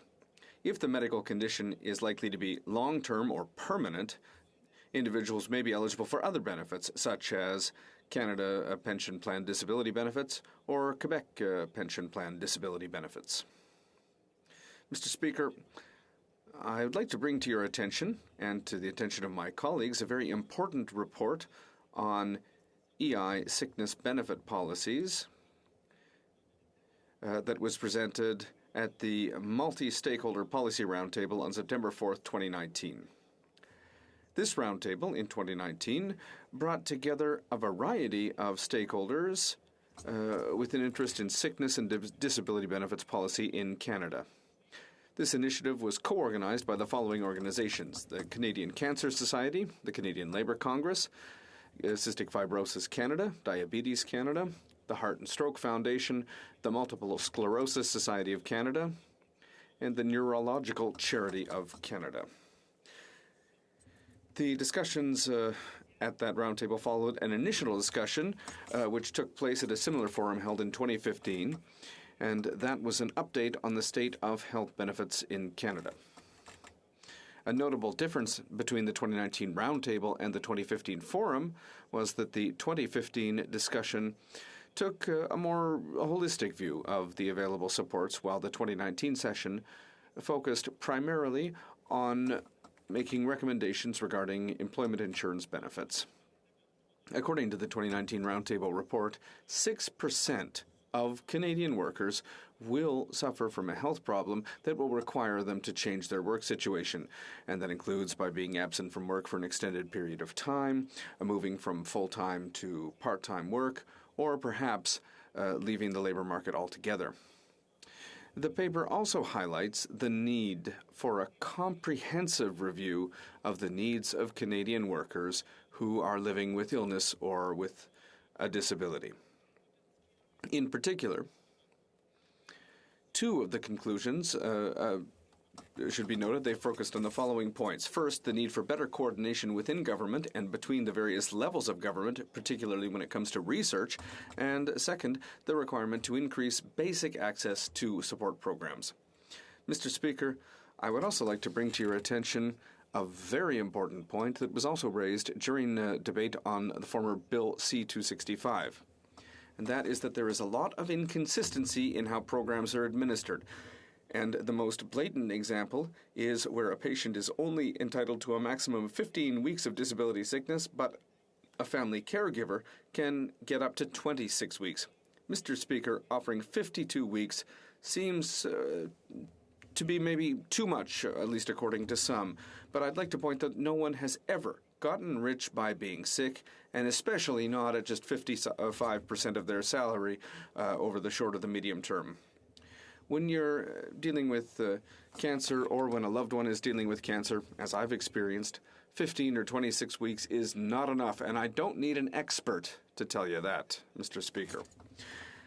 Some have expressed concerns to me about the potential abuse or fraud of the program by certain beneficiaries. Now, as you know, nothing is impossible. Although, in order to be eligible for sickness benefits under employment insurance, Canadians must complete an application form, and they must provide a medical certificate from their doctor or from a health specialist. So I would reassure those who have concerns by noting that after second reading, when the bill is studied in committee, we could hear from experts and specialists in health who could explain to us the range of serious illnesses which would be eligible for the extension to 52 weeks of benefits. We will also be able to bring in officials from the Employment Insurance Program to tell us about the audits that are rigorously carried out each year in the preparation of the monitoring and evaluation reports of employment insurance. In closing, Mr. Speaker, let me reiterate all of the positive points of my Bill C-215. All parties and experts in the field agree that the number of weeks of EI sickness benefits should be increased from 15 to 50. This bill proposes 52. It is our duty as legislators to ensure an adequate safety net for our most vulnerable fellow citizens. This measure affects 55% of the population, people who don't have group insurance and who work mainly in the goods and services sectors. The EI program has rigorous annual monitoring and auditing mechanisms to prevent errors, fraud, and abuse. The medical certificate is evidence of the number of weeks required for an applicant to recover through the healing process. And this is a promise that was made by the Conservative Party of Canada during the 2021 election campaign. This is a measure that was voted on by our party members and which is in the Conservative Party of Canada's platform. Employees with a private insurance plan must use up their sick leave weeks before they can receive EI sickness benefits. This measure is affordable and it's reasonable, especially when one considers the costs that small and medium-sized businesses would have to pay for private insurance offering similar benefits. In July 2022, the Liberal government will increase the number of weeks of EI sickness benefits up to 26 weeks. That means that the costs estimated by the PBO will be cut in half. So I hope that I will have the support of all colleagues in this House for this noble cause, which is to allow the people that we love to take care of themselves for all the time they need for their full recovery. Thank you, Mr. Speaker. Questions and comments. The Honourable Member for Kingston and the Islands. Mr. Speaker, I would note that this particular bill that's come forward is almost identical in form to Bill C-265 from the 43rd Parliament. And the reason why I bring this up is because after Bill C-265 went through all the stages of the House and it returned back here, the Speaker ruled that on the third reading of the vote that it could not proceed because the bill did not have the required royal recommendation. I'm wondering if the member can provide some input as to whether or not the discrepancies or the challenges within the bill that required that royal recommendation have been properly dealt with, because at my first glance it doesn't appear as though that's the case, and that unfortunately this bill will in all likelihood end up in the same fate as that previous bill. Can the member let us know? The Honourable Member for Lévis-Lotbinière. Thank you, Mr. Speaker. And you're perfectly right. But in order to receive royal recommendation, I need support either from the Liberal government or from two ministers here in this House. So on our side of the House, the opposition and all of the opposition parties, it's true that we've presented and tabled similar bills. This is a bill that is very good for Canadians, and you have pressure on your side to decide if yes or no you will support this bill. It's up to the Liberal government to say yes or no, so you'll live with the consequences of your choice. I would like to remind my honourable colleague that he must address his comments to the Chair, but the point has been made. Questions and comments? The Honourable Member for Thérèse de Bienville. Thank you, Mr. Speaker. I'd like to congratulate my Conservative colleague for tabling this bill, which once again continues a fight that's been going on for 10 years here in this House to give people 50 weeks of EI benefits, people who over the last 50 years have only had access to 15 weeks. Mr. Speaker, my colleague received a question from the other side of the House about royal recommendation. And does he agree that all that's required really is political will from the government to move forward? The Honourable Member for Lévis-Lotbinière. Well, thank you, Mr. Speaker, and I'd like to thank my colleague for her question, and she's absolutely right. I personally believe that every member in this House is in favor of this bill. And I truly hope that, this bill has been tabled at one time or another by all of the parties in this House, even the Liberal Party, if we go back in time, and the current Prime Minister voted in favor of a similar bill in a previous Parliament. So I honestly believe that all members can look into their hearts and move forward with this bill, but it's up to the Liberal government to allow the House to move forward and to look at the will of the House to go forward with this bill. Questions and comments? The Honourable Member for Rosemont-La Petite Patrie. Thank you very much, Mr. Speaker, and thank you for giving me the opportunity to ask this question. I'd like to congratulate my Conservative colleague for his private member's bill. It's a very good idea. It's an idea that the NDP has already had and the Bloc Québécois has already had as well. It's something that would really help people, and I'm always happy to see the Conservatives, once they're in the opposition, propose measures that are favorable to workers. It took a while for the party to get to this point. Why didn't he table a similar bill when his party was in government? The Honourable Member for Lévis-Lotbinière. Well, thank you very much, Mr. Speaker, and I'd like to thank my colleague for his question. This is a democratic thing.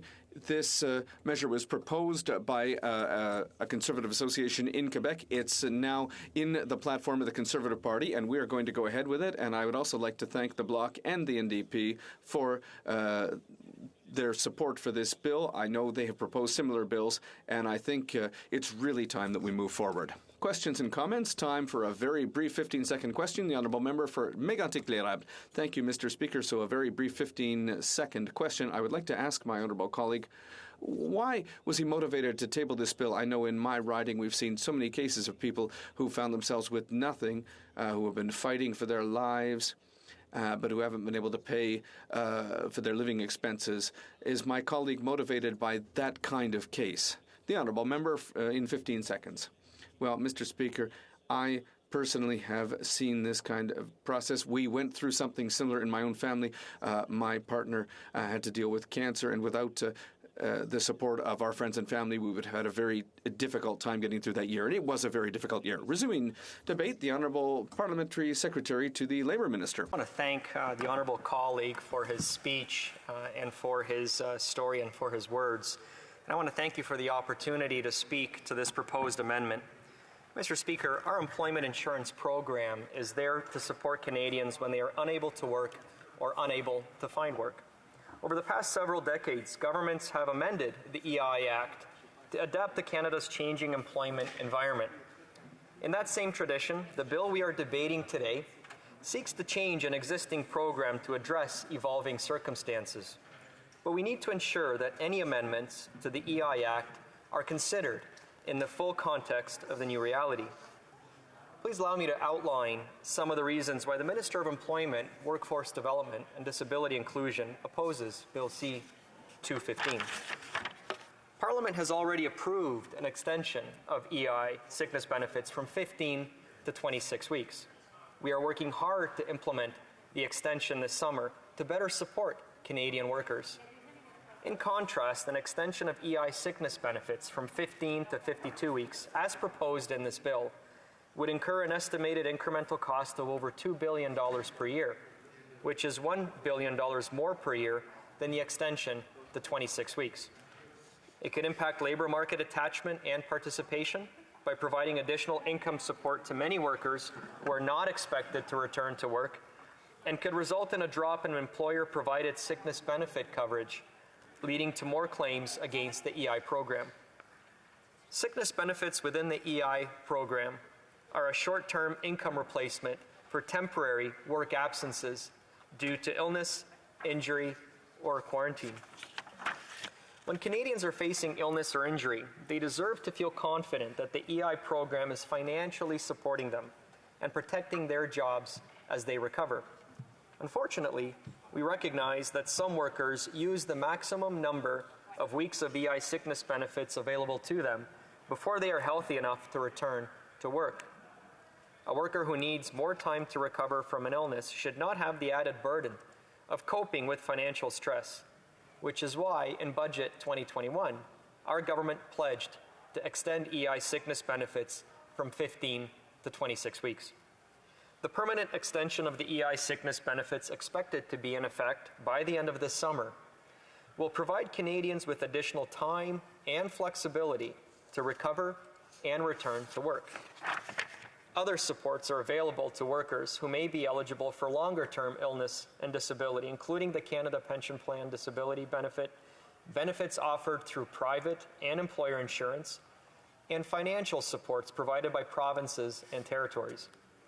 The current 15 weeks of temporary income support available under EI sickness benefits provides an amount equal to 55% of the worker's average weekly insurable earnings.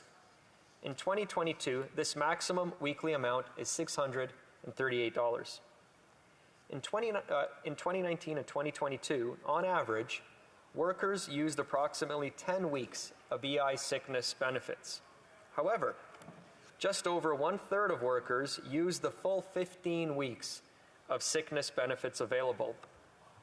That told us, Mr. Speaker, that there was a need to extend the number of weeks available to provide more time to recover for those suffering from longer-term illness. And that is why we have committed to increasing the maximum number of weeks from 15 to 26 weeks. And we think this strikes a good balance. The increased number of benefit weeks is a positive change to the EI program, but the government has a much bigger picture developing, which must also be addressed. When the COVID pandemic struck, it quickly exposed inadequacies in the EI program. It taught us that EI has not kept up with the way Canadians work, nor has it kept up with emerging trends in labor markets. The gradual and continued emergence of gig workers and self-employed Canadians in recent years are perhaps the best example. The CERB and the Canada Recovery Benefit help many of those 2.9 million people keep food on the table and a roof over their heads. It is clear that the EI program was unable to adequately respond to a major crisis like the COVID pandemic, hence the necessity for the government to introduce a series of emergency benefits. On the positive side, the government is grasping the unique opportunity to bring the employment insurance program into the modern era and to make it more inclusive. Indeed, it is a major component of the mandate letter to the Minister of Employment, Workforce Development and Disability Inclusion. Last summer, the Minister joined the Canada Employment Insurance Commissioners to launch the first phase of a 2-year consultation on the future of the EI program. To reach as many Canadians as possible, the Minister asked her department to launch a consultations portal, which included an online survey where all interested Canadians could share their views. The survey was open from August 6th to November 19th last year and drew more than 1,900 responses. Approximately 60 written submissions came from a cross-section of labor, employer, and other groups. The Minister personally attended many of the 10 national and 11 regional roundtables to hear feedback on how the EI program could better serve Canadians. Input was received from more than 200 stakeholders across the country, including employer and employee organizations, unions, academics, self-employed and gig worker associations, parent and family associations, and health associations, just to name a few. The overarching goal, Mr. Speaker, is to bring forward a vision for a new and modern EI system that is simpler and more responsive to the needs of workers and employers. The first round of the consultations focused on key priorities relating to improving access to EI, including how to address the temporary emergency measures that will expire this fall. We are also examining whether the EI system meets the evolving and diverse needs of Canadian families. For example, how to make maternity and parental benefits more flexible and inclusive for adoptive parents. There are differing views, obviously, but I know the Minister has found unanimous commitment on the part of both employer and employee representatives to develop a modern EI program that is resilient, accessible, adequate, and financially sustainable. The government is planning a second phase of roundtable consultations by this summer. Aside from the information, advice, and recommendations from the roundtables and online consultations, there are several other reviews, evaluations, and reports already available. In particular, there was some excellent work in 2021 by the Standing Committee on Human Resources, Skills and Social Development and the Status of Persons with Disabilities, which included 20 recommendations on modernizing the EI program. In conclusion, the EI program has been a crucial part of Canada's social safety net since 1940. And as I mentioned earlier, EI has become the most complex system within the Government of Canada. Reforming EI for the 21st century is essential, Mr. Speaker, and the government is moving with pace to get it done, and more importantly, to get it done well. Thank you, Mr. Speaker. Reprise du débat, l'honorable. Resuming debate. The Honourable Member for Thérèse de Blainville. Thank you, Mr. Speaker. Well, first of all, I'm pleased to speak today to support the bill put forward by the member for Lévis-Lotbinière that would increase the number of weeks of special sickness benefits to 52 weeks. And I want to acknowledge the benefits of this bill. But, you know, it's unfortunate that we're still dealing with this. In the last Parliament, we almost made it past the finish line. Bill C-265, the Émilie Sans Façon Act, brought forward by the member for Salaberry-sur-Roi, would have increased the number of sickness benefits from 15 to 50 weeks, and it got through the committee report stage. Sick workers finally could see the light at the end of the tunnel. But, as you know, because the bill effectively required royal recommendation, which was not given, we ended up with nothing, and then an election was called. Well, certainly a mystery how that happened. It's like the mystery of how they get the milk in the Care Milk bar. Now, you know, after fighting for 10 years with similar bills, you know, the fact that we're still fighting for this is really a scandal.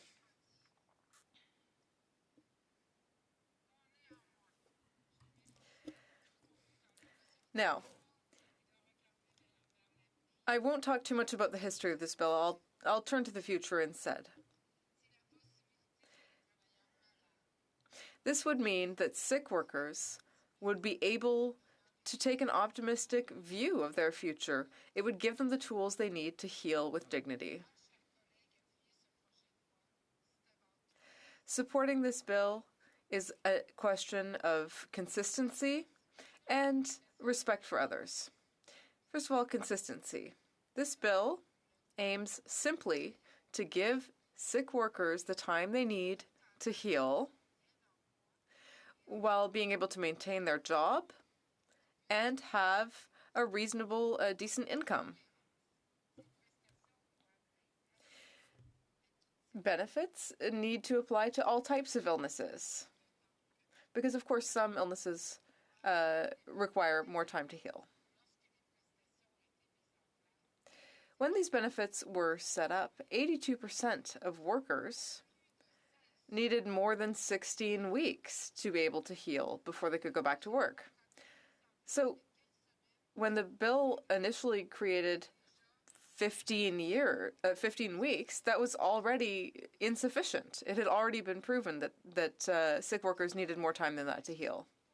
So it seems to me that it would be simply consistent to ensure that the bill provides enough weeks necessary for all workers with any illness to heal. Today, the government wants to talk about science. Everything needs to be based on science. But what does science and research actually tell us right now? It tells us that when it comes to serious illnesses, the average recovery time is 40 weeks. And the law currently only provides for 15. Now, this inconsistency is not new, and it needs to be fixed. A number of people raised their voices to call out this situation. For years, we've heard these voices telling us that 15 weeks is not enough. It's time for the government to hear those voices and to hear the message of Émilie Sans Façon, who in the last years of her life dedicated herself to this cause and called for 50 weeks. There was also Marie-Hélène Dubé, who collected over 600,000 signatures for a petition calling for longer sickness benefits. She has been fighting for this for years. There was also a bill tabled by Denis Coderre. And the Prime Minister, Justin Trudeau, sorry, I realize I shouldn't be saying his name, but the current Prime Minister, I should have said, had actually voted in favor of that bill back when the Liberals were in opposition. Now, we also need to acknowledge the previous bills that were tabled in this bill to fix the situation. The debates, the recommendations, the committee hearings on the subject have all been done. It's time to move forward. Now it's just a question of political will. The government decided to increase the number of weeks in its last budget. Well, that only went up until July, and then we learned from the Minister of Labour that it could take another 3 months because the IT systems managing the sickness benefits are outdated and not able to update the system. You know, I want to ask, why stop at only 26 weeks? Why stop halfway when science and research tell us that sick people need 40 weeks to heal on average?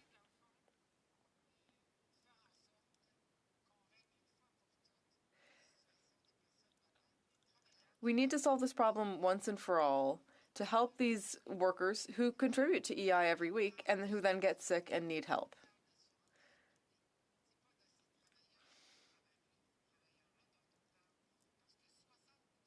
%60 of workers don't even have private insurance, so that's not a solution. Now, the House of Commons, a majority of the House of Commons voted for the Bloc Québécois bill prior to this one, in favor of it.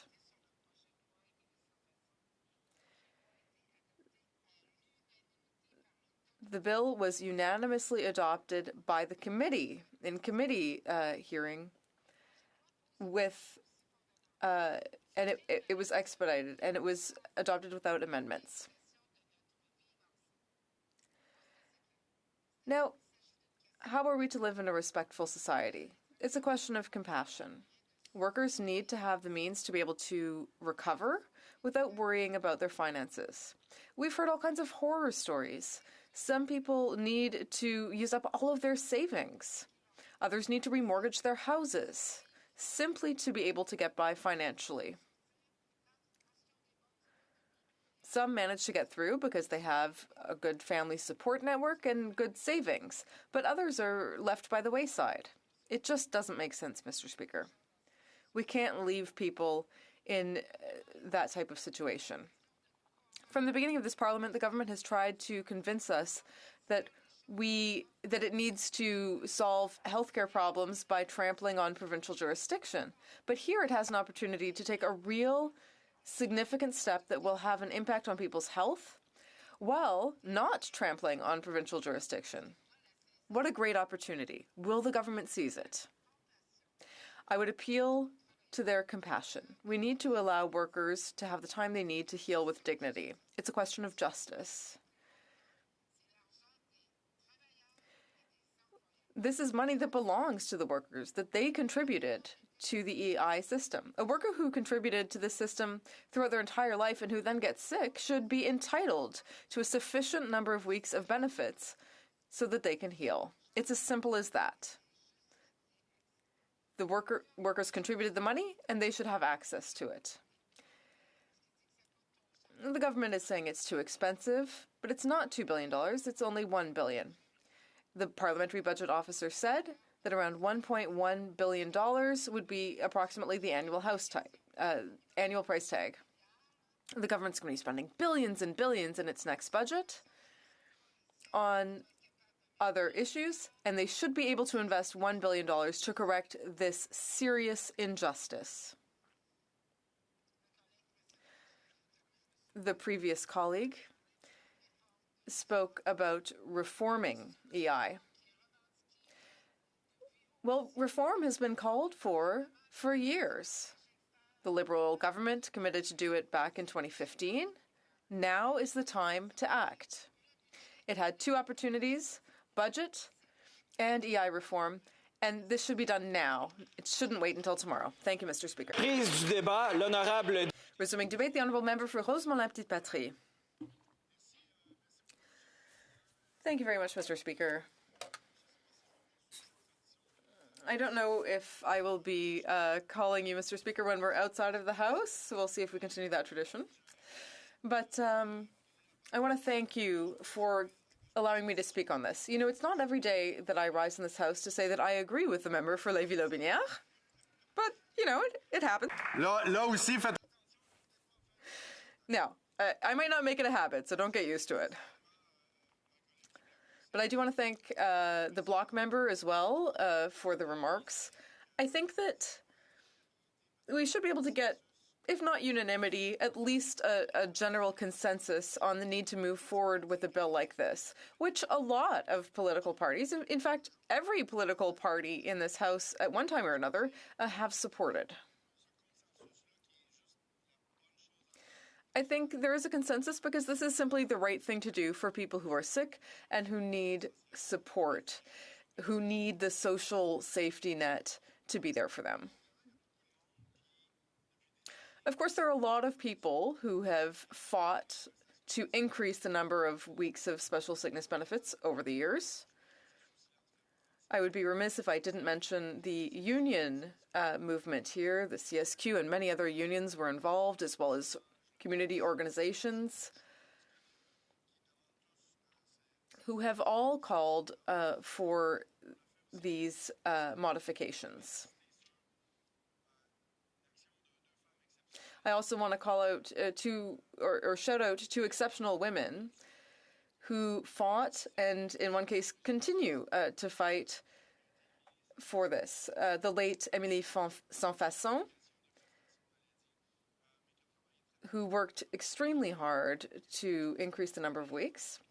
And I think Marie-Hélène Dubé was also mentioned earlier. She survived cancer 3 times and has been working for the last 3 years, along with parliamentarians from different parties, to move forward on this issue.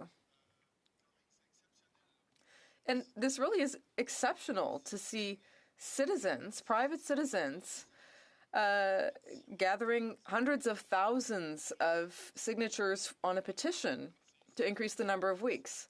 It's really incredible. And I think that it shows how people care about issues like this.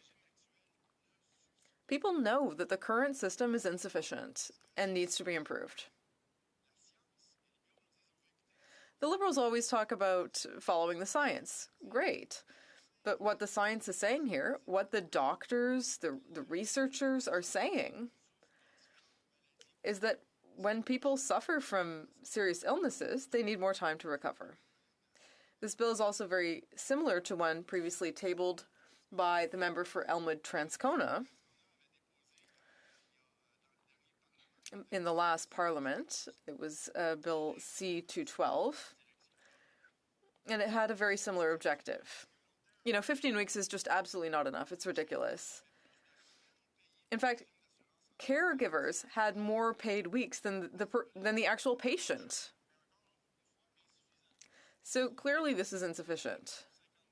Now, the government did move forward. They moved it up from 15 to 26 weeks. But why stop when you're halfway there? Why do things by half measures? 50 or 52 weeks is what is required for someone who has cancer, for example. With the different remissions, you often see that it takes 35 or 40 weeks. The average is around 40 weeks. So why not provide 50 or 52?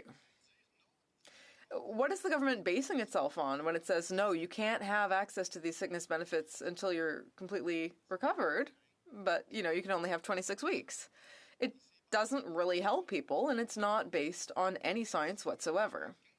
Of course, 26 weeks is better than 15, but why not go all the way? And I want to be clear, Mr. Speaker, it's not the patient who decides, hey, you know what? I want 50 weeks off. I'm going to get sick. It's the doctor who says you are entitled to this special leave. So this is, it's not the patient who's deciding how many weeks they get. The doctor will make the decision in a very strict and controlled manner. So I encourage the Liberals to do the right thing and support this bill so that we will finally be able to solve this question once and for all. It's been dragging on for far too long.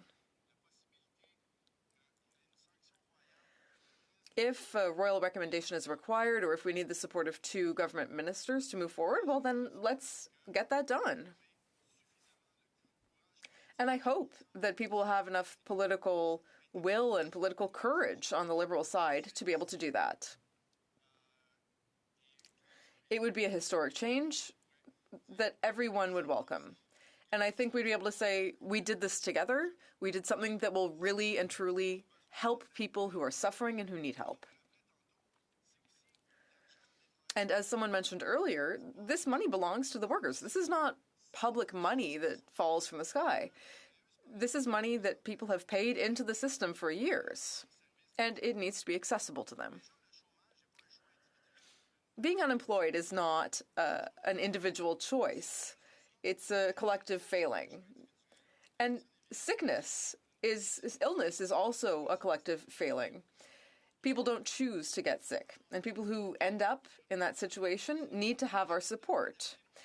As elected officials, the least we can do is change the laws to help people who are particularly vulnerable. But we'll need to go further.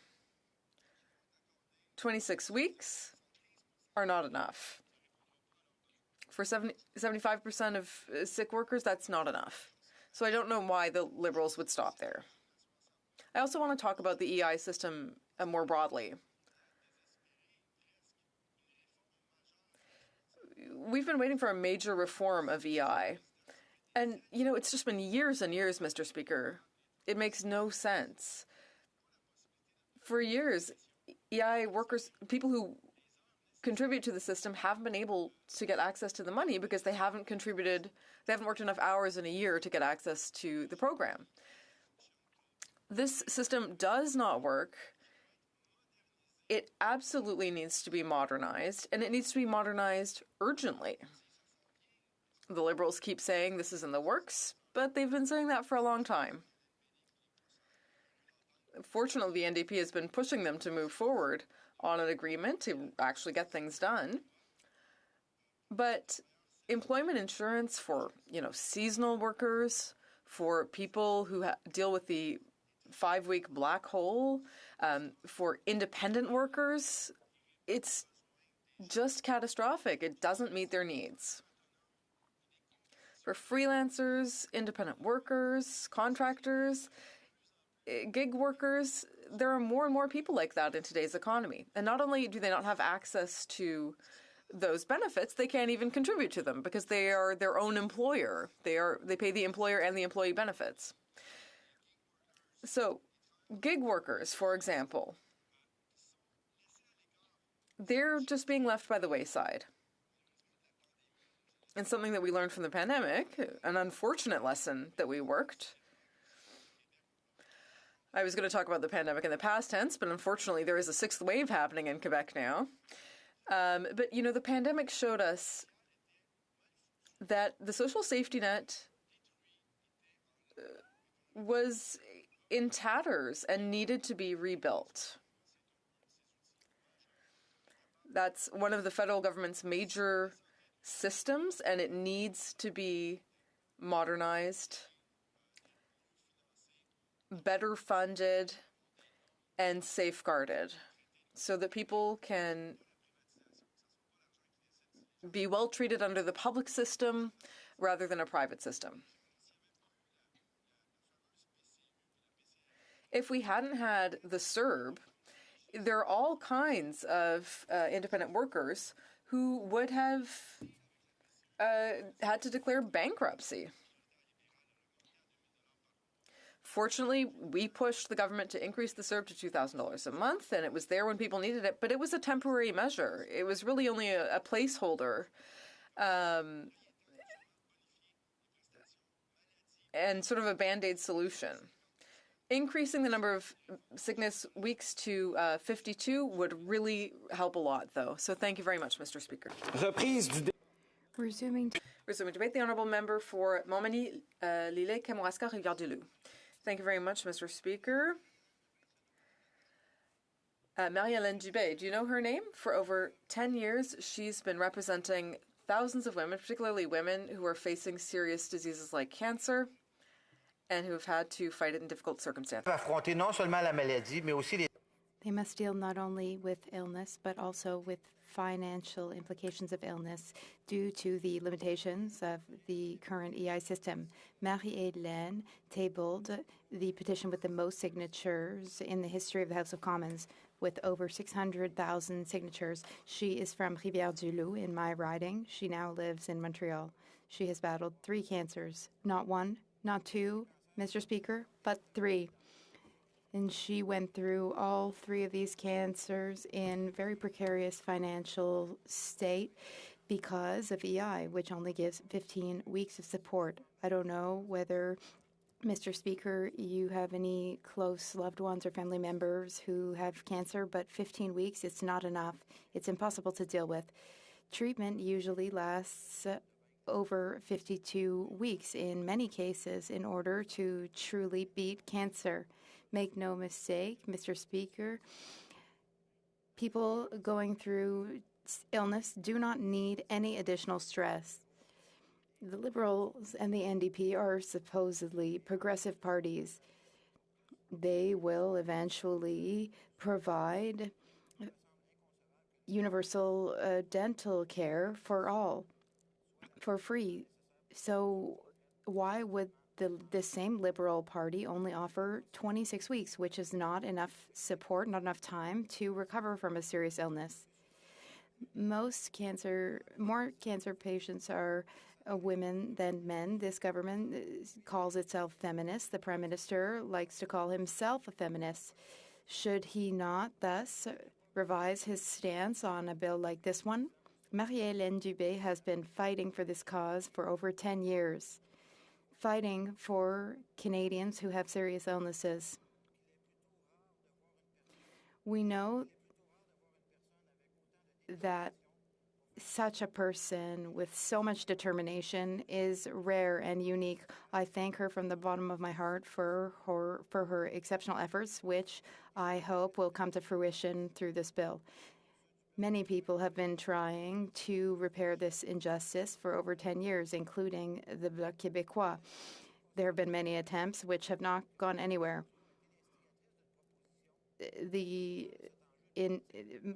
member of my riding has fought to defend those who have only had 15 weeks of EI for diseases that take over a year to recover from. We cannot stand idly by. We have to act. This is why my party is proud to support the member for Lévis-Lotbinière in his private member's bill. We must all do everything we can, Mr. Speaker, to improve the lives of vulnerable and ill people, and especially women. Stéphanie Bourgeois is a young mother in my riding. She's 35 years old. She has 3 children, and she found out that she had breast cancer. Imagine, Mr. Speaker, how she must have felt. A loving, caring mother of 3, full of life. Imagine how she felt about everything she would experience. Do you think it was helpful to her to find out that she'd only have 15 weeks of EI benefits to get through? Another of my constituents, Nathalie Dumont, has something to say about C215. She says, in this day and age, it is essential to make meaningful changes to the EI system. needs have changed since it was made. Cancer is so very common and awful. It impacts all parts of a patient's life. It took 4 years for me to recover, and that's all I was able to focus on for 4 years, staying alive. There should be more. 52 weeks as a minimum for sickness benefits. When sick people have to declare bankruptcy or go into debt, we really need to think about what we're doing as a society. Terry Fox said that elected officials have a deep responsibility to help the 229,000 individuals who would be diagnosed with cancer annually. Ms. Dumont, who I told you about, after 4 years of battling cancer, she just went back to work this week, Mr. Speaker. This is why the member for Lévis-Lotbinière has brought this bill in this House. I hope that we will support it because it is our duty to do so. Let me remind you that the PBO has already done a cost analysis of this bill and of this possible measure in 2019. The PBO concluded that extending benefits from 15 to 52 weeks, that was before the government suggested moving to 26 weeks. He said that it would be between 1.1 billion and 1.3 billion. But the government's budget is 400 billion. So this is in the best interest of our workers, of Canadians. Now, Conservatives always care about public spending, but we feel that this is a good measure. And I'd like to remind this House that contributions to EI are not part of our taxes, but rather direct contributions by employers. The PBO calculated that for each worker, this would be the equivalent of 6 additional cents per employee for each insurable $100 earned, up to $53,000 a year. And these were 2019 numbers. Mr. Speaker, the numbers have been updated. The PBO, in fact, published a study on this just yesterday. The employee contribution with this would go up to $1.58 per 100 insurable dollars earned. So now it would go up to $1.64, which was under $1.66, which was the contribution in 2018. It would be a contribution of about $4.66 for the employer. I'm an employer, Mr. Speaker, and if you told me that this would make a difference for employees, then of course. Now, the government has passed if for a business owner would say, well, the government has done things to my business that have cost a lot more than that. When it comes for disability insurance products, there are protections. The overwhelming majority of Canadians will thus save money. Extending EI benefits from 15 to 52 weeks for serious illness. This was, in fact, part of our election platform in 2021. I campaigned on that, Mr. Speaker. I talked about it every day of the campaign, and I met so many people who have undergone situations like those I've described. We Conservatives want this adopted because it is a compassionate measure which is necessary and it fits with our values. We want this to be adopted and passed quickly. Many patients do not choose to fall ill.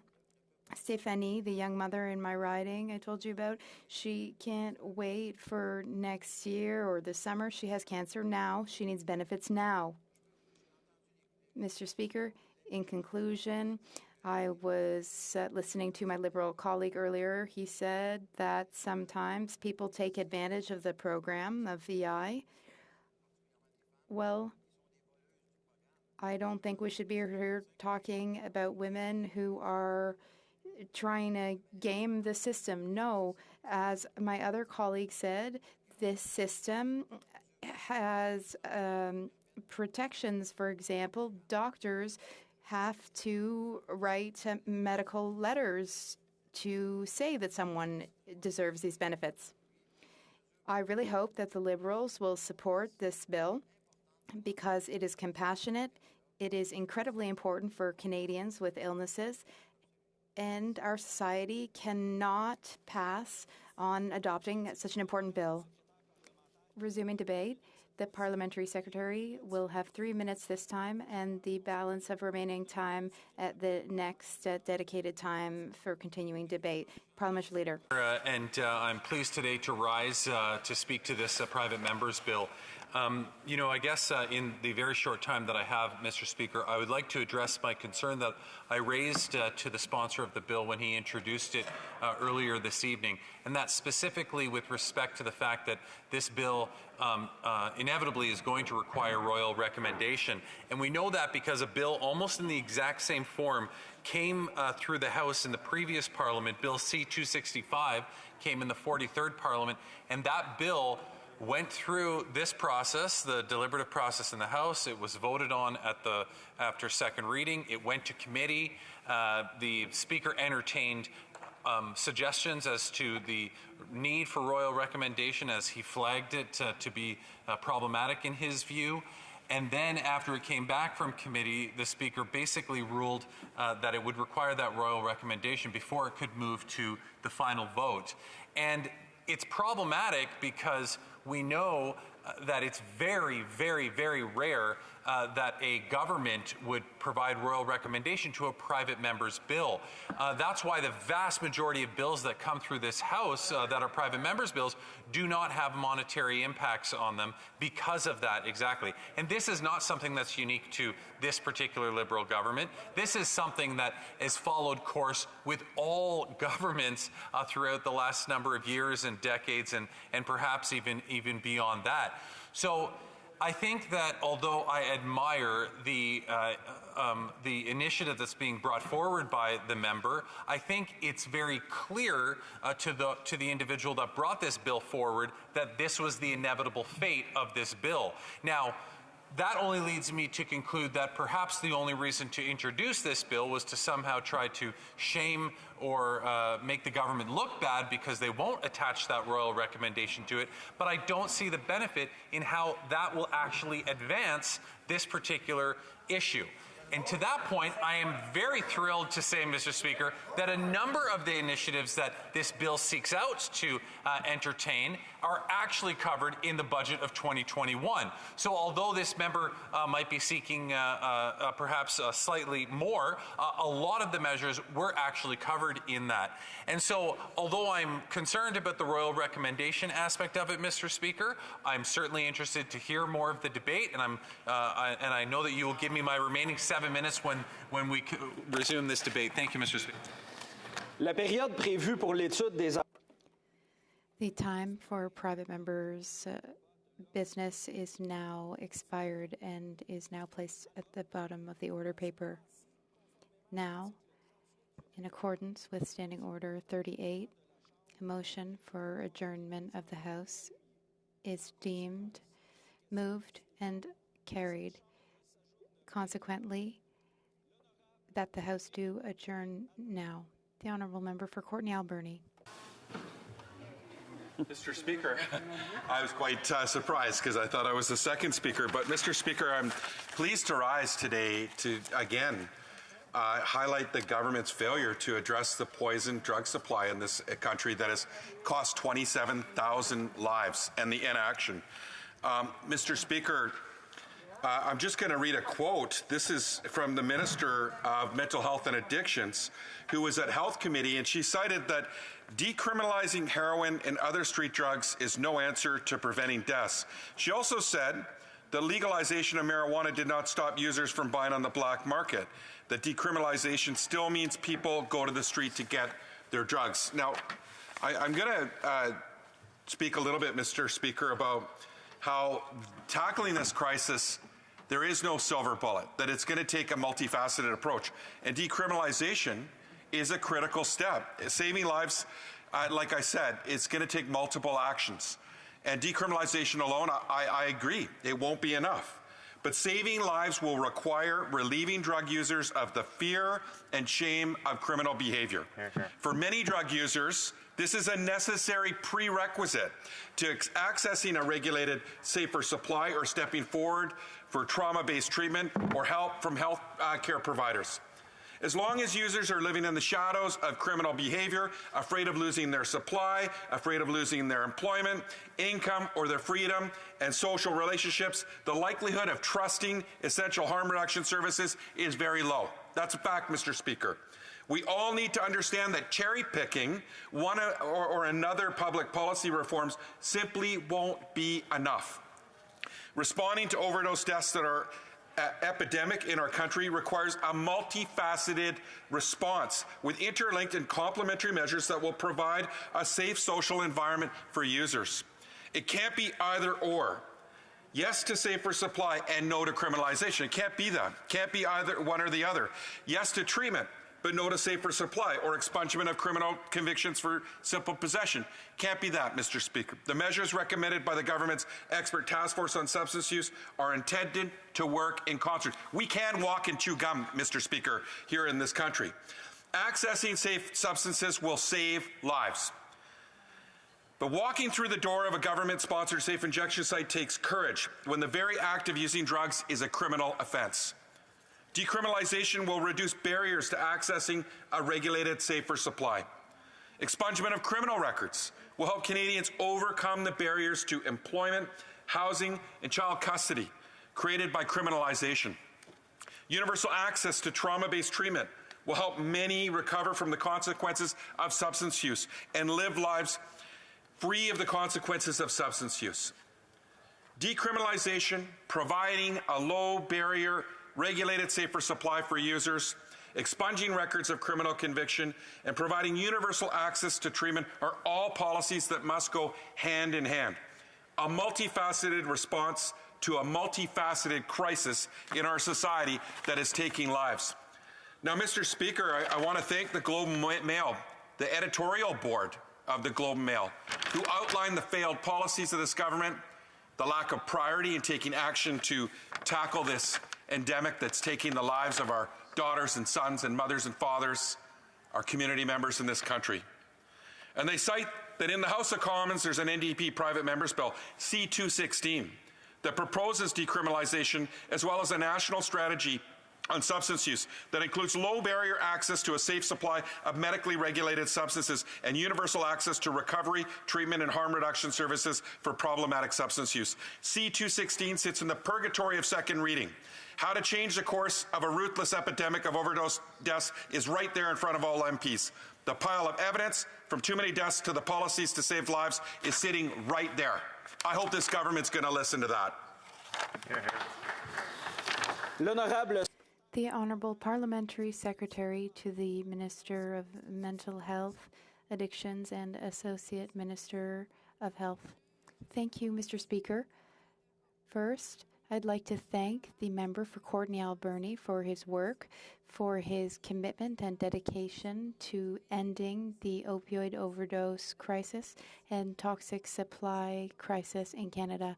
And I thank him for bringing up this important issue tonight in the House. Let's go out to all the families and communities of those we have lost to opioid overdoses.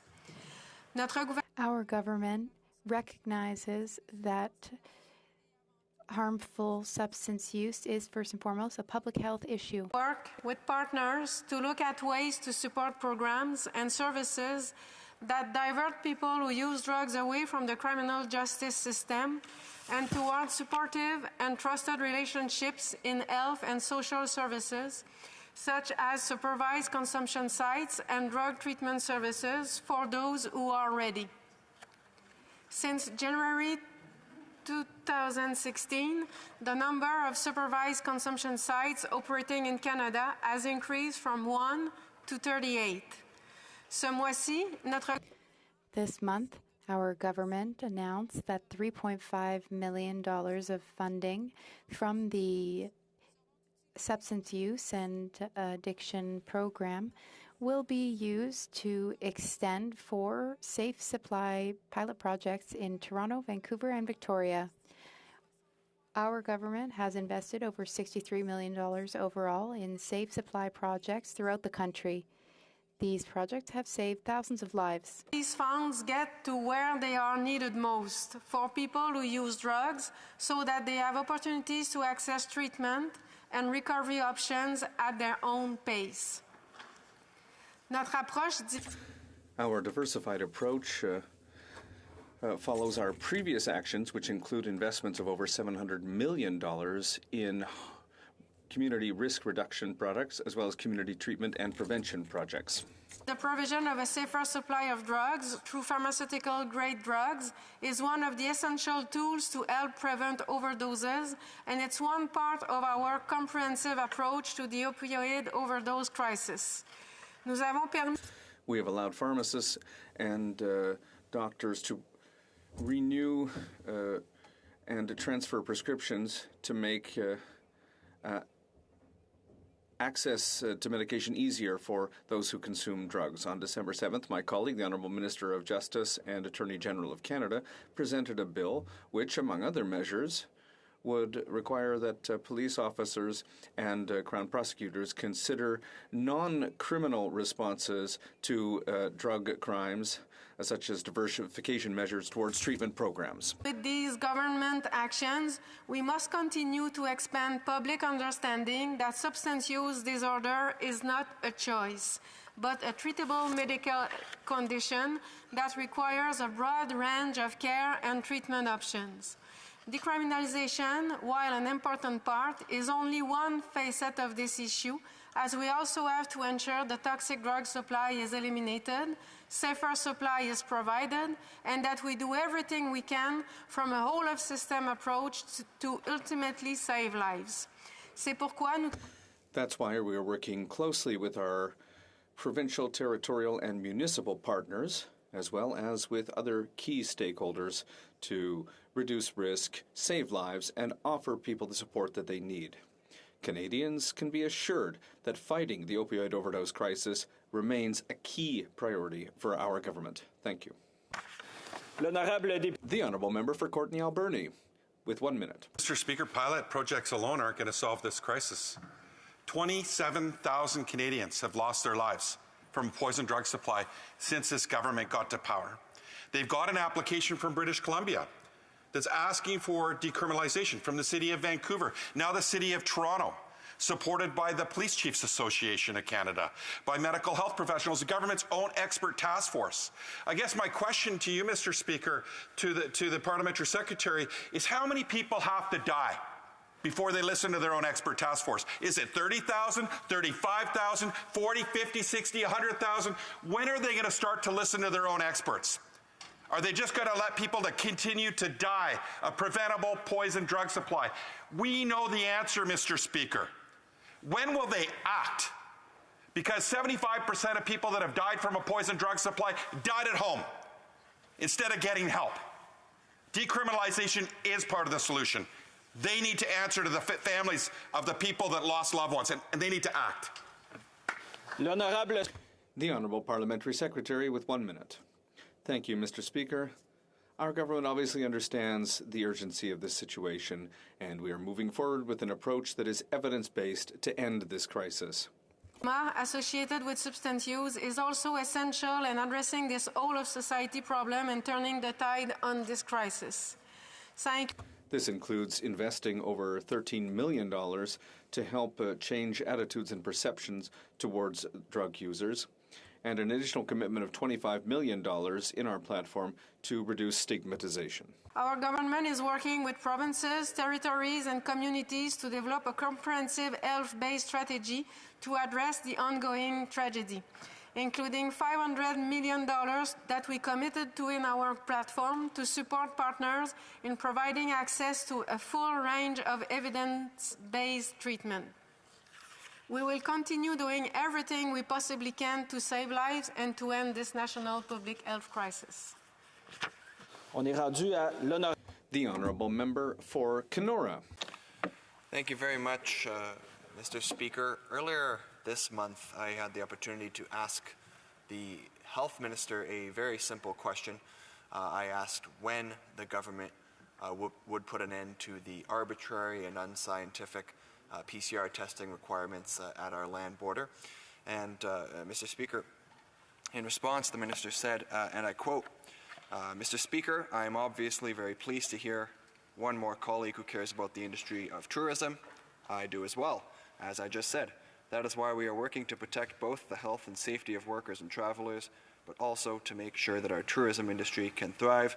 We know how hard it has been for workers and small businesses over the last 23 months, and that is why we look forward to further investing and supporting our tourism industry. End quote. So, Mr. Speaker, I mean, that was all very nice and lovely to hear. However, I think it's quite obvious that that did not answer my direct question. And we also know that 2 weeks later, the government announced, the health minister himself announced, that they would be putting an end to that PCR testing requirement. So I'm certainly pleased to see that the government has taken the action which I called for, but it is too little too late for many tourism operators, and frankly the lack of transparency and the lack of an ability for this government to provide clear information to Canadians at this point in the pandemic is especially frustrating for me and for many across my riding and across northwestern Ontario. So, Mr. Speaker, a question to the government side today. I am curious to know what changed in order for this policy announcement to change. What happened in those 2 weeks? What new evidence came forward that the government didn't know before? And if there was not new evidence that was brought forward, I would like an explanation from the government on why they were not able to be transparent with Canadians and provide an answer to my question 2 weeks before the minister made his announcement. The Honourable Parliamentary Secretary to the Minister of Mental Health and Dependence and Associate Minister of Health. Thank you, Mr. Speaker. This question, and I also thank him to give me the opportunity to provide an update on measures our government is taking at our borders to protect Canadians from COVID-19. Throughout the pandemic, the government has used available data and scientific evidence to inform its decision regarding border measures. The health and safety of Canadians will continue to be our top priority, and our actions at the border reflect that. Evolution of data and the epidemiological situation, both in Canada and internationally, is what dictates our actions. In addition, thanks to the many Canadians who rolled up their sleeves and got vaccinated, we have a highly vaccinated population. We also have continued access to vaccines, access to therapeutics, both in and outside our hospital system, and increasing access to rapid tests. For all of these reasons, we continue to move towards a more sustainable approach to the long-term management of COVID-19 at our borders. This approach includes removing the requirement for fully vaccinated travelers to provide a pre-entry COVID-19 test result to enter Canada by air, land, or water. This change will come into effect April 1st, 2022. Fully vaccinated travelers who arrive in Canada before April 1st, so tomorrow, still have the option to provide a valid professionally observed negative COVID-19 antigen test or a valid negative molecular test or proof of a previous positive molecular test result taken between 10 and 180 days before arrival to meet pre-entry requirements. Fully vaccinated travelers arriving to Canada from any country may need to take a COVID-19 molecular test on arrival if they are selected for mandatory random testing. Travelers who are selected for mandatory random testing are not required to quarantine while awaiting their test result. There are no changes to requirements for unvaccinated travelers. Given the current international context, I'd like to mention that Ukrainian nationals continue to be allowed entry to Canada, even if they do not meet Canada's definition of being fully vaccinated. The Public Health Agency of Canada is working closely with its partners across government, including Global Affairs Canada, Transport Canada, and Immigration, Refugees and Citizenship Canada. The changes we announced on March 17th are encouraging, but they are also subject to re-evaluation as data and scientific evidence are updated. Thank you. The honourable member for Kenora has 1 minute. Thank you, Mr. Speaker. And with respect to the parliamentary secretary, unfortunately, again, was not able to answer my question. And she did mention that the government is looking at the evidence and basing their decisions on science. But what we see across the country is that provinces are moving forward from their COVID-19 restrictions. It's this federal government that, although they've lifted one restriction, they are keeping many in place, and it's our federal government here, this federal government, that is the outlier. So I'm wondering if the parliamentary secretary can explain what scientific evidence they have specifically to justify continuing with their other COVID-19 restrictions at the federal level, or simply does this government believe that they are right and every other health official at the provincial level in this country is wrong? The Honourable Parliamentary Secretary. Thank you, Mr. Speaker. Les mesures frontalières Canada's border measures continue to be an important part of our pandemic response. And we see it here in Canada and around the world. COVID cases are going up. We'll continue to use the latest data and scientific evidence to guide us as we adjust our border measures. And we will continue to work with provincial and territorial colleagues, our Indigenous partners, and international counterparts as we move forward. While recent adjustments are encouraging, Canadians should still be exercising caution when they travel abroad. There's still a risk of becoming sick while they're out of the country, and Canadians need to be aware that they could need to extend their trip if they test positive for COVID-19 while abroad. Thank you, Mr. Speaker. The Honourable Member for Dufferin-Carleton is not in the House to raise a question during the adjournment proceedings. The motion to adjourn the House is now deemed to have been adopted. Accordingly, the House stands adjourned until tomorrow at 10 a.m. pursuant to Standing Order 24-1.